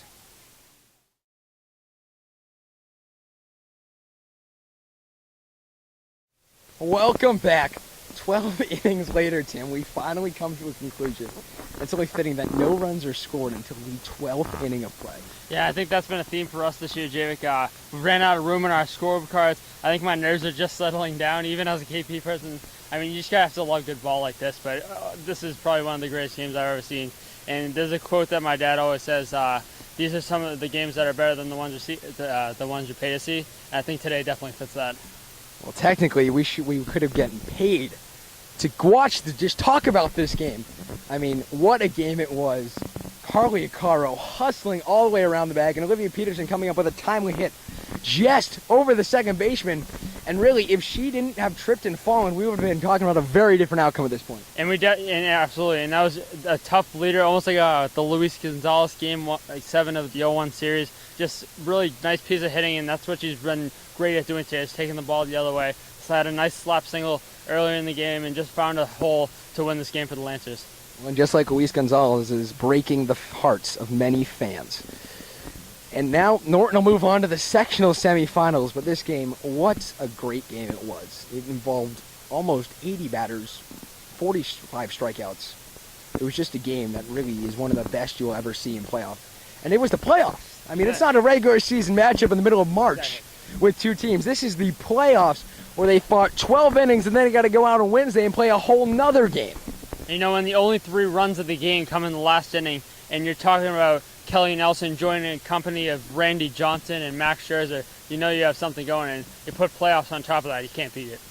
Well, an amazing job for her, and obviously colleges. Very, very, very interested in what she's doing. She already has 325 strikeouts in the season, and she's only a sophomore. Of all people, she's a sophomore, but Carly Carr, great job framing it behind the plate today. And I love to see that, and she's not the I've said this many times before, she's not the stereotypical catcher, she's a lefty catcher. You know, I'm the lefty, I have to respect that. She did a great job framing, and then tumbling around third for the winning run. And, you know, as the captain, you have to step up, and she definitely did today. I mean, what a way to go out. One of your final games as a senior. You come out here, you get on second, you bring yourself all the way around to score. Just a fantastic overall game to the Lancers. And what do they have to do to improve? I mean, you can't really improve that much in a game like this, but what do they have to improve on? Well, I think definitely one of the things we talked about pregame today, and I know it happened again today, getting runs early. And you can't always wait till the 12th inning to score all your runs and win the game, and especially in a tournament game. They almost got upset by a 9 seed, and as the 1 seed, they're going to have to show why they're the 1 seed. They had a 138 run to 7-1 run differential in the regular season. They have to start scoring runs early, or they could be in trouble. Well, we'll see it. It's on Wednesday at Taunton High School, the sectional semifinals. And Tim, you won't always have Kelly Nelson throwing 150 pitches, striking out 20 batters like she did today. That's usually key. You don't want your starter throwing 150 pitches, but and she'll have to. But she'll go on 2 days rest. She's a warrior. She's a horse. She'll be ready to go. Well, folks, that'll be Taunton High, the sectional semis on Wednesday. The opponent yet to be determined. So for Craig Blake behind the camera, coming in late in the 9th inning, and Tim, your mom, doing a fantastic job behind the camera. Little joint production. As I'm Javid Blake, he's Tim Crowley. Thank you for watching, folks. Thanks for staying with us for the whole game, all 12 innings. We'll see you next time on LSN. The Lancers winning 2-1 in 12 innings of action. Both starters throwing complete games. Nelson getting the win, O'Donnell getting the loss. Thanks for watching, folks. We hope to see you next time on the Lancers Sports Network. The Lancers winning this one 2-1, and they'll move on to the sectional semifinals on Wednesday.